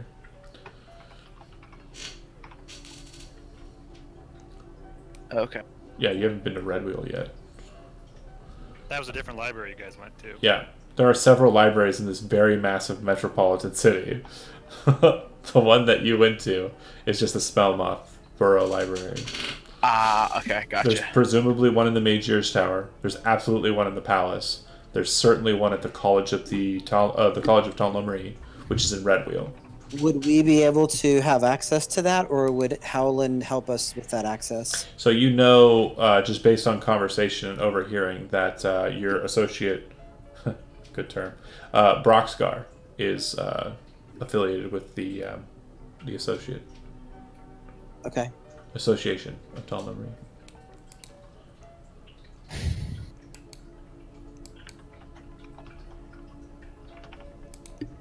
Lastly, do you have any other hideouts popping up in other boroughs? Or is this the first expansion? We have other locations everywhere, but I don't know much about them. You'll have to do what you can to find them.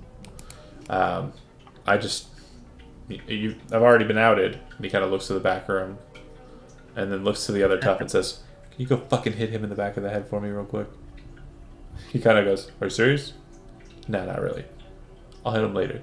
Kind of looks to you and says, "I am one of the members of the nobility. Guilty. I've studied some magic from a couple of the Scepter associates in the college. I didn't go to get licensed after learning the magic, but I keep it to myself. It's nothing too terribly powerful. It's not like I can move mountains or anything.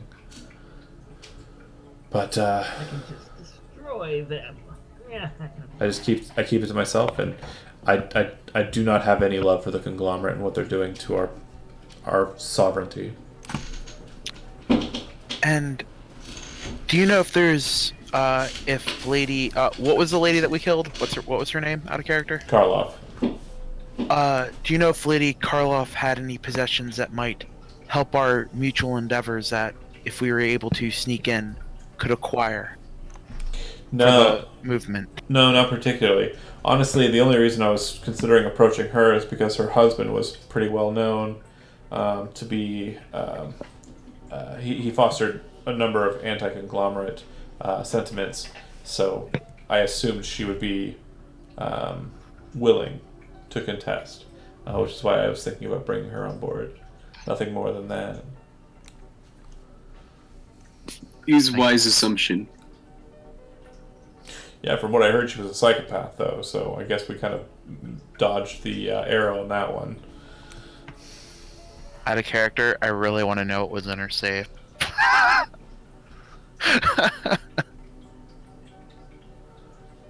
Okay. Any other questions for Mr. Gang member? I don't think so. I think we got a lot out of that. We have a place to look to maybe get around Biken's anti-magic. Learned about something about House Syndromic. The Falling Garters, another criminal contact. Unlocked a side quest. Yeah. Cut back to Sarah and Gilbert. After your lunch, what are you guys doing? Well, I guess what I would do is see if I could find Dougal Brandt. Okay. Spend a little bit of time checking with court clerks, but you do find out that he is currently acting as stenographer for a court case that's being upheld in the Wrath courtroom, which you presume is a murder charge. Wrath. Ooh, that might be interesting. All right. I guess I will find out like how long they expect it to last. You know that you could enter into the court chamber. It's open to the public. All trials are held public. If you were to go and encounter a guard there, then you would understand that it's been sanctioned as private by the gentrified or the king, perhaps. But this one does appear to be open. Okay, what I would go then is I would go in and see what's going on, and if I could, like, whisper to Dougal for a minute if he's not too busy. Okay.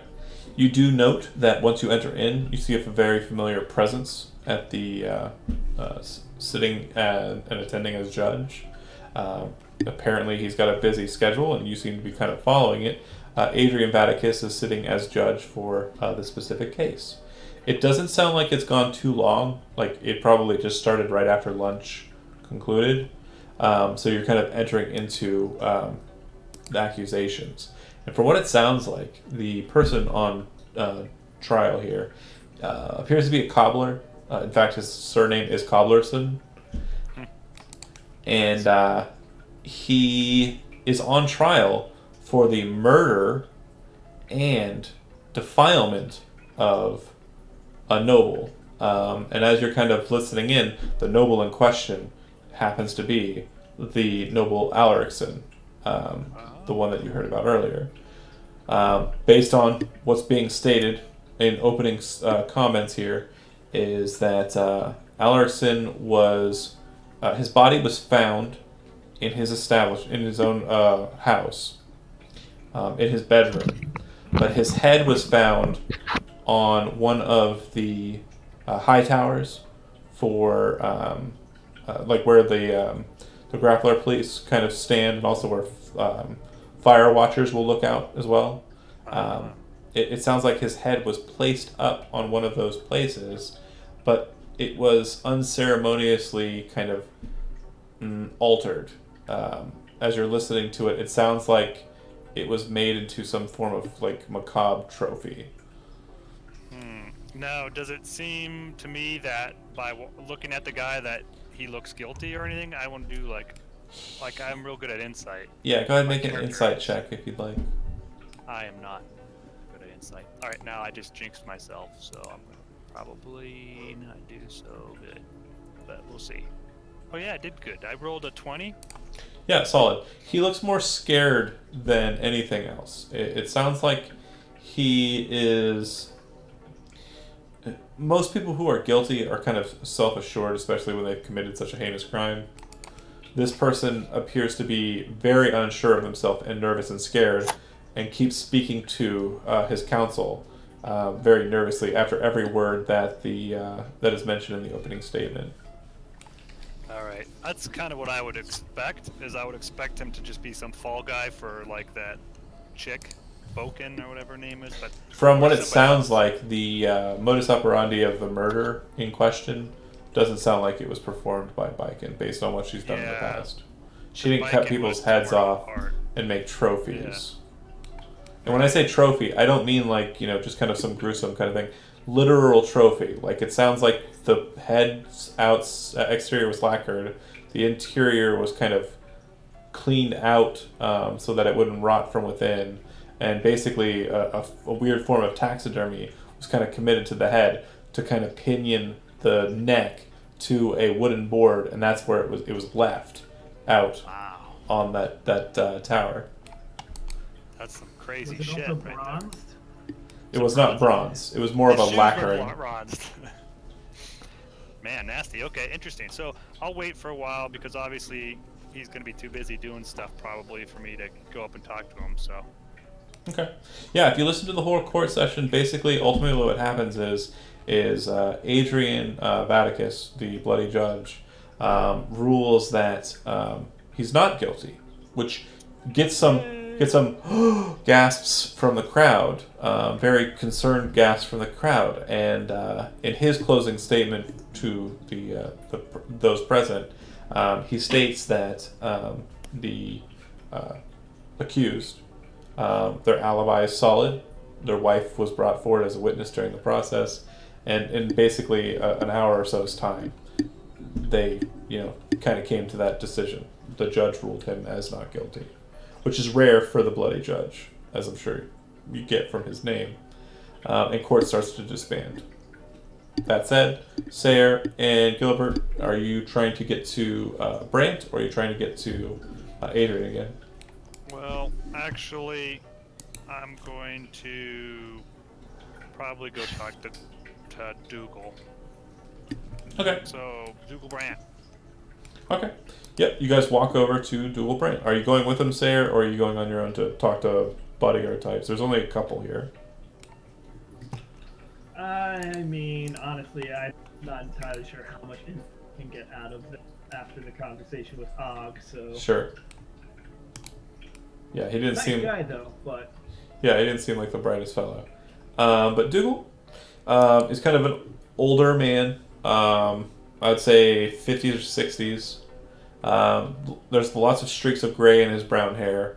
He has a very well kempt and combed and colored mustache, and his attire kind of is brightly colored in the fashions of the noble folk. Not as brightly colored as St. Lauren, but brightly colored to say the least. All right. What I Oh, would do... Gilbert! Hey, how you doing? Oh, my hand is so tired. It was quite a writing. I bet. Yeah. A lot of strange things happening right now. Oh, to be sure. So, what did you hear about what happened to me? Because I've heard some strange stories. I haven't been paying attention. I've been so busy with work. Especially since you haven't been around to do any of the scribing or court attendance. Yeah, I am so sorry about that. No worries. I hate to talk about work, but since you brought it up, I was wondering if you could do me a favor. Actually, I could pay you to do it since I know, right now you're real busy, so a little extra money probably wouldn't hurt. I certainly could So use it. What I need done is, I'm probably crazy for doing this, I know, but I need somebody to help me write up the papers to put a claim as the rightful heir of Sydney Wellenbart. Yeah, it should be fine. I need at least 50 gold if I'm going to do this thing for you. My daughter has been called as one of the handmaidens of the elvish princess who is coming to marry the son of Lord Rostigar. So Oh, I need to buy a very fine dress, and I'm just short. Oh, I understand, and I think that's perfectly reasonable. Can I pay you, I could pay you soon. I don't have the money on me, but I could bring it to you. I would need it by mid 6 day. Okay, I Don? could do that. Yeah. Sarah's getting slightly bored with this Oh, conversation. It's just He's gonna kind of- chop my hand off. she's just sort of looking around to see if there's anything actually interesting going on around the courtroom. Make a perception check. Might be more. He's gonna find the court jester. 5. Nothing. Nothing at all. Damn it. He's gonna start killing himself. He's gonna take his sword out. Okay, first of all, stop calling me a he. Oh, she, he. Hey. It's a fluid. You're not as fluid gender as Valette. Just say Absolutely they. not. Just- yeah. There is no fluidity. There is definitive. Anywho, It's definitive. Anywho, yeah. he knows So, he's wrong. anyways, Moving along. So they say, or so he says, 50 gold pieces. I would need it by the mid 6th day, which gives you 2 days to get it to him because today's the first day of the 6th day. And he says, if you have any legal documentation that helps me in assisting this, or anything that can be put forward as kind of proof of your claim, any notice from any superiors could be most helpful. Okay. Now, Kevin, who is me, in person, what I remember is that I needed to use my long-range communicator to call up my house and get some paperwork sent down or whatever, right? Correct. So that would probably take a while, actually, right? You could send a message now. They could respond to Yeah. it within the day, and then that response could very well be the proof you need. Okay. So maybe I could arrange a call or something so Well, that they could talk again, to him. it's not audio messaging that you're getting. I think that's something we're not kind of Oh. communicating correctly. Think of your long-range communication device as like what are those things from like old Western times? The Telegraph. No, telegraph. That's the one. It's more like that than it Telegraph is for Mongo. like a telephone. All right, cool. I love that movie. But anyways, moving along. Yeah, that's the best movie. So, anyways, yes, I will get you that information. I should get you that information soon. I have a call in, and so I'll let you know when I get it, and I'll give you the gold. And I'll be here. So that would be great. He very quickly jots on a piece of paper and hands you it, and you can see that it's his court schedule, so you'll know exactly where he is when you come back. Sweet. So I'm gonna give him like the secret noble handshake, but I'm not gonna let Sarah see it because it's a secret noble handshake. Fair enough. Trust All right. me, eyes have glazed over long before we See, got- yeah, he's dead in the corner. Or she's dead in the corner because she's so bored. She Cuts died it. of boredom. Cut to the other three. All right. What are you guys doing after your meeting with Lord? Lord, I don't want my name to be said, but they told you what it was anyways, and it's Alan. Howland. Howland. Yeah. Oh, Um, what time is it? I'd say you guys arrived like mid-morning ish. First thing is you guys coming out here, so they just had lunch. It'd probably be somewhere around 2 or 3 hours after noon. Okay, so my estimation would be that Lady Genovese is probably still at court. Correct. Okay. And I wouldn't know necessarily anything about access to the courts and all that. Like, if I showed up, I wouldn't know whether or not I'd be admitted. Right? Correct. Okay. Yeah. Neither one of you three would have that. Right. Do Shall- Sayer or Gilbert have a long range comm device? Nope. Communicator? Yeah. Yeah, I have a long and a short range one. Fuck yeah. I have one Yeah. too. Can I communicate with Gilbert? Because I need that car. You don't have a long-range communication device. Oh no. Do I only have a short one? You just have a I regular one. remember. Damn it. He might be close enough to use a regular one, but I'd have to be on the right channel, and I'm on the Nobles channel. You're not allowed on the Nobles channel. It's against the law.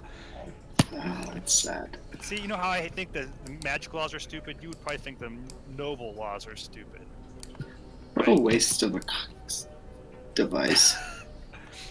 Well, know never why I mind. We got could this probably thing. communicate, but it makes sense that if you're using a Well, communication device, you'd have real to have quick, a channel. this is a good conversation to have. Yen Lauren and Gilbert would both at this time identify that they both have short-range communication devices. They have communication devices, so you can use those.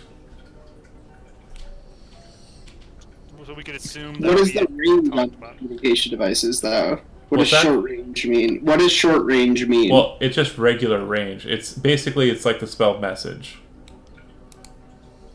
That's pretty yeah. far. So, like, you should be able to call me if you know what. So we're I gonna have assume the we're the- spell message. This is silly. Well, we can One assume of we know these which is channel. a bit more illegal. Yeah. All right, I have it on channel 1, man, because we're number 1. If you want to talk to me. Why'd you Two. take the spell message and a communication device? Because I didn't know how short. I didn't know what the range of the communication device was. Long-range communication devices are like miles and miles and miles, and then the regular communication That's device. kind of what I thought I was getting. Okay, well, who are you trying to communicate back with? Like, I thought it was a communication device It's- that it's like not we like a could ra- use it's- for it's- this specific. it's not like a radio. What you're Okay. thinking of is incorrect. Yeah, You're that's what I'm basically thinking. pulling That's out. what like, I was thinking of when I was super high and picked a device when we were making characters like 2 months ago. What you have is It was- very much it was like a drugs. radio. It's like a radio, but what you're thinking you got is not it. So like the long range communication device that Gilbert has, it's not like a radio either. He doesn't speak into it and it turns it into text or anything. He types in over the course of a very long ritual after setting it up and getting it ready to go, and then sends off basically dots and beeps across the ether via radio waves to a different location that he has to key to. He needs to know basically the codec number for whatever one he's sending it to, and then he sends that to them. They get the message and have the opportunity to send a reply immediately, which will then be transitioned to them because a connection's formed. Right. And I'm just sad with myself for not spending more time during character creation Sure. thinking. You know what I mean? It's fine. Like, that's more what this is. I'm sorry. Yeah, thanks, John, for making my long-range communicator sound really. But it's cool. It does great It's the things. spell sending is I know. is how It's a that long-range works. version. I'm Um, just teasing. but it only works with people who have one as well. Anywho, you guys are. What are you doing? I guess we'd head to the courts and most likely get turned away, but we don't know that. We'll stroll out of there looking real cool, probably, right? We're done too. Sure. Let's just say it works out. Okay. Yes, we are done there. Let us leave. Sorry, You guys guys. start Sarah heading- died of boredom when we were in there. You guys all kind of, bilaterally move towards the car, and very shortly after Sayre and Gilbert arrive there, you guys see that Ren, Lauren, and Valette are also moving towards the car.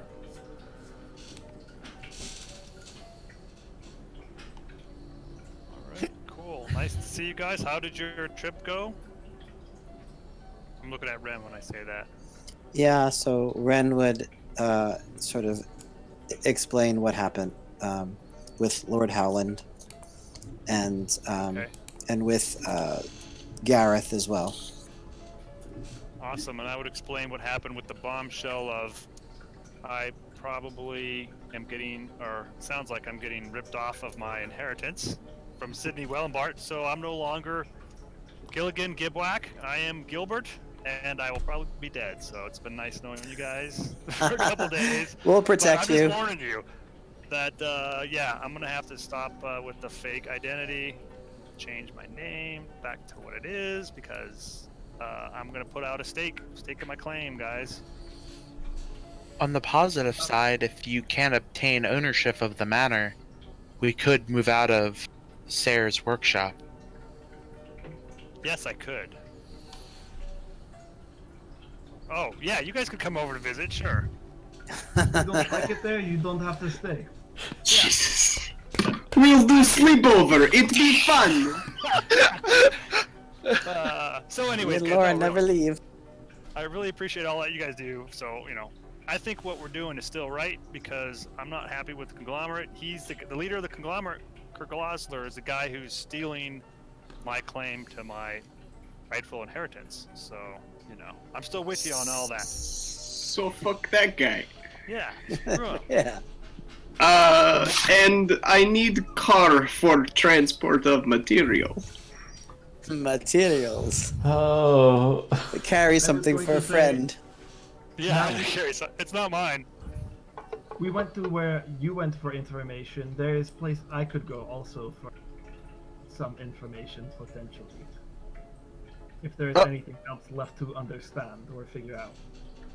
Oh, and in case it wasn't mentioned in Ren's brief overview, Valette would mention what we learned of the atoms. Thank you. that the idealists think that they may have left the city due to what happened with Wellenbart dying. Yeah, maybe they'll be back to come get me, and we can get them. Yeah, I don't like those do guys. not think they are interested in you, and I do think that they have left. Okay, well maybe even better then. Maybe if they're interested in you, they'll come and make a mistake, and we'll get them. Sarah, make an insight wisdom check, please.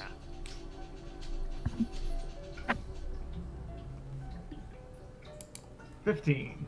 Based on what Valette just said, what Lauren is basically asking and kind of thinking about it and connecting the dots, your presumption is that the reason that Valette knows that is because they must have gone and spoke to members of the Idealists. And, kind of connecting the dots, from what it sounds like, just based on your kind of assumption and also your guarded nature, it sounds like the Addams family were in league with the Idealists. Oh, wait a minute. That's good then. I like these guys. What, you If like the they're- Idealists or the Adams? The Idealists seem to be against Magier and those guys, so in a way, maybe these Adams Family guys aren't as bad. I don't know though. Here, I gotta ask a question that we gotta go back in history for. Oh, you go first. I was going to say, first of all, A, do you know that information? And B, would you be saying that out loud? Yeah, you wouldn't know that she knows. Yeah. What I might think is, when I saw Sydney getting killed, I saw that Boken or Bacon. Bacon. Viking. Everybody loves Bacon. So I saw her kill him, but weren't the Adams Family dudes there? Or I thought According to the missive, that's who the note you got off of his dead body. Yeah. That's who Bacon wanted, was the Adams. Oh. So they are like the idealists. They're probably running for Bacon too. All right, it's making more sense now, because when it happened, it was like back then, and oh well. I don't have an excuse, like I wasn't. It's like I just reached in, killed one of the characters you associated yourself with in your backstory. Yeah, I was in such shock. Oh, It was like gosh, shock if- and awe. It only could happen to you. You're the only one that's been affected by something like that. I know. Sheesh. All right, sorry guys, I didn't mean to hog the No, it's fine. airwave It's there. fine. But yeah, as I was saying, Sarah said if there's anything that needs to be sorted out, she does have someone also who might have information. And plus, she would kind of want to go and ask a couple of questions there anyway. Makes sense. Okay, so are you gonna drive for Yen Lauren as tries to figure this out? Well, where does Yen Lauren need to go with things? And what things does he need transported? Muted. I need to go from house in Old Restegar to Spellmoth house. I don't know. Is supplies, is potions, is elixirs, is Boom things, booms. is bombs, is little things, tiny things, no worry things. If there is bombs, they are not staying in my house. If you want to keep them in his. And We drive, we drop off. We no keep. We drive, we drop off. There is no keep. Renwood mentioned to Sayre that by doing this, it'll help us in our end goal, which is to get the different factions working together. That is your end goal. I still say too many innocents might die from that. If you want to go, fine. Drive Gilbert. I walk to my friends. Okay. That's not practical because I don't have those stilts back in the shop, I think. They are back in the shop. You didn't pick them up. I know. It was almost like somebody didn't want me driving his car because I had crashed it or something. Hey, I asked him. An NPC asked him directly, "Is he going to be the one that drives your car?" He said And no. I tried to backtrack it, and you took the stilts away. Shouldn't have said Took him no. away. That's okay. No, really, you took him away. It was Ren. Come on, Sayre, get in the car, help us out. Yen Lauren did not foresee this hiccup of the woman not driving. We need to do some sweet talking in Oh Lauren. wait, hold on a second. So the first time around, you were like, "Oh, women driving," I said, and I now it's believe like, my words were, what could go wrong? Question mark. And we made it fine. I believe, perhaps contextually it may have implied other things, but the words out of my mouth were, what could go wrong? So And just nothing keep in mind, did. the last thing we want to do is to have Gilbert drive when we've got explosives in the car. Wait a minute. How about I sit shotgun again because that's good luck, and then we have Ren drive. I'll tell you what No, to I'm not trained in vehicles. but you are licensed. I am. You know who How isn't about Come on, licensed? Sarah. do. You We need control you the here. gas and You know the who- brakes, and I'll control the wheel. You know who isn't licensed? Gilbert. Gilbert is not licensed? I'm not licensed, but I know how to do Gilbert it. is not That's the thing. licensed. Oh. Sarah. But Sarah. could Gilbert give you pointers and possibly grant advantage in Maybe. driving? And if you could potentially use your dexterity to keep the car under control, I'm the best Yeah, backseat come on, driver Batman. there is. I fear that he would grant me the benefit of not having disadvantage. That's not Yeah. bad though. That's a straight That's roll. not good. No, I don't like that. you are like more safe with your fantasy vehicle than you are with your own No, car. but what are we carrying, Kevin? Oh, explosives now? Yeah. Oh, okay. Yeah, No. that doesn't sound good. This, I'll this walk. this friend you need meet and talk questions with. Who is this? Why need ask questions? Why no drive bombs? Drive the bombs. I feel the like fuck you said answer anything your about own bombs? question with why no drive bombs. As for friends, they are friends from my days in the watch. And what you chance to glean? Oh, that's a hell of a walk, by the way. You're gonna be Oh, yeah, I marching. know. Okay. There's probably trolleys and stuff we could take. I used to do this every day to get to work. It's I a still trolley. do this every day to get to work. Walk. It's gonna be an even longer walk all the way back to Spellmoth when we drive off with the fucking car. That's okay. I'm strong. Hey man, if you want to go, you want to go. Yen Lauren's like down to fucking drive this car by himself. Ren gets out of the See car. that happen. Maybe that's the Oh, best like- thing to do. Take Yes, you two got it. swigs to calm nerves and get behind the wheel. Like good Russian man. I just got this car. This is the best. Don't worry, I have dash cam. We recorded everything. Yeah. I'm not sure that Oh, will this is help. It keep us safe. I have dash cam. You think, Matt, it would probably take maybe an hour, maybe an hour and a half to walk from current location to Red Wheel. Probably 2 hours to get to where you want to go in Red Wheel. And then the walk from Red Wheel to your home in Spellmoth, you're presuming it's probably going to be 4 to 5 hour walk. Holy shit, that's a long walk. So in all, that's like 6 hours worth of walking. Uh-huh. Better start sooner then. Can he take trolleys there? Yeah, there are trolleys that can get him there quicker, yeah. Wait, how about we do this? I'm not interested in riding in a car full of bombs, but I am interested in hanging out with you for a while, and since you hung out with me, that way, you get somebody to hang out with.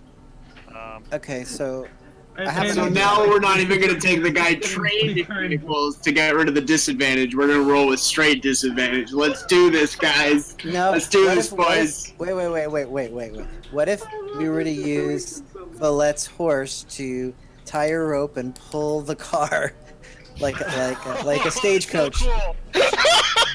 Come on. That's like the Beverly Hillbillies. I know, right? Yeah, that'll be nice and subtle when we're smuggling across Wait, a line. what you mentioned is a great idea. Why don't we put the bombs on his horse? He can walk or ride the horse, and then you could drive the car without bombs in it. That's I'd better. like to say, Oh, man. how big are these bombs and how obvious are they? They're No- not bombs. nobody said It's shit about mostly bombs. elixirs and potions and like supplies. It's like telephone, It's John, not right? bombs, man. Bombs was Yoren's way of exaggerating things that didn't need to be exaggerated. Yes. John's gonna be over there choking himself because he wants to pass out and about this. He's like, it's so off the rails. I'm okay with it. I think I'm just John's watching just you, laughing you're at the going- ridiculous. John's just laughing at the whole ridiculous situation. It is. Oh, yeah. Wow, these guys are being idiots. They also just drive it. What the heck? I'll go in with you guys. We'll all die together at least. All right, let's go. I'll sit and I'll talk anybody through it. Okay. Or I can drive myself. So, one last time, just trying to get this out here. Who is in the vehicle, and who is driving, and where are you going? Sarah's Shotgun. driving. Oh, you're gonna make her drive now. Come on, Sarah, drive. As I said, I'm not going to drive around a substance as far as I'm concerned. From what Yen Lauren said, it sounds like it's This is fun. Oh, this is great. I get a chance to drive now. Again, this is my chance. Okay, I hope you enjoy a nice quiet house when you get done with your 8-hour walk.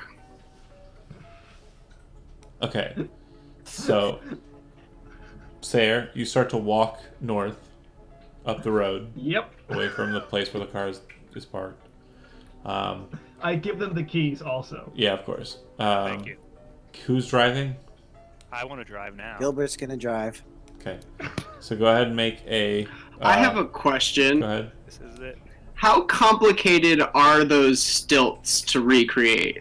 Oh, real complicated. Yeah, So I they're awesome. couldn't use like Conjurer's trick to do so. No. Could I act as the accelerator and the brake? Oh, If you want to have Gilbert direction. sit in your lap, yeah. Yeah, hell yeah. this is so cool, man. We gotta do it together. He It's could like just- teamwork. Right, exactly. He'll I just love steer. this Okay, so much. So what I'm Teamwork makes the dream work. what I'm going to tell you is this is not get rid of the disadvantage. It only more likens the reason for that disadvantage, because now Oh no. the game of telephone we've been playing all night is being handled to drive a car. So Gilbert's telling you to accelerate, hold this, press that, do this. Gilbert, or Ren, you can make a dexterity-based vehicles land check. Which one of you wants to roll it? Can I- Zero. Guidance, by the way. Yeah, you can cast guidance. I'll allow I have that. zero. I have so what kind of dex Good would that choice. be if I don't have Guidance is vehicles what we land? do. It'd just be dex straight. So I could do dex straight. I have a +3. That's much better than me. See, I'm better at telling people Okay. how to drive than actually So driving. Ren, you're doing this at disadvantage, but you have guidance. Okay. All right, it's pretty So average. It says 8 8 plus. Plus 3, Plus a D4. roll a d4 11. Ooh, a D4. plus 1. 9. Okay. You start to drive, and Slowly.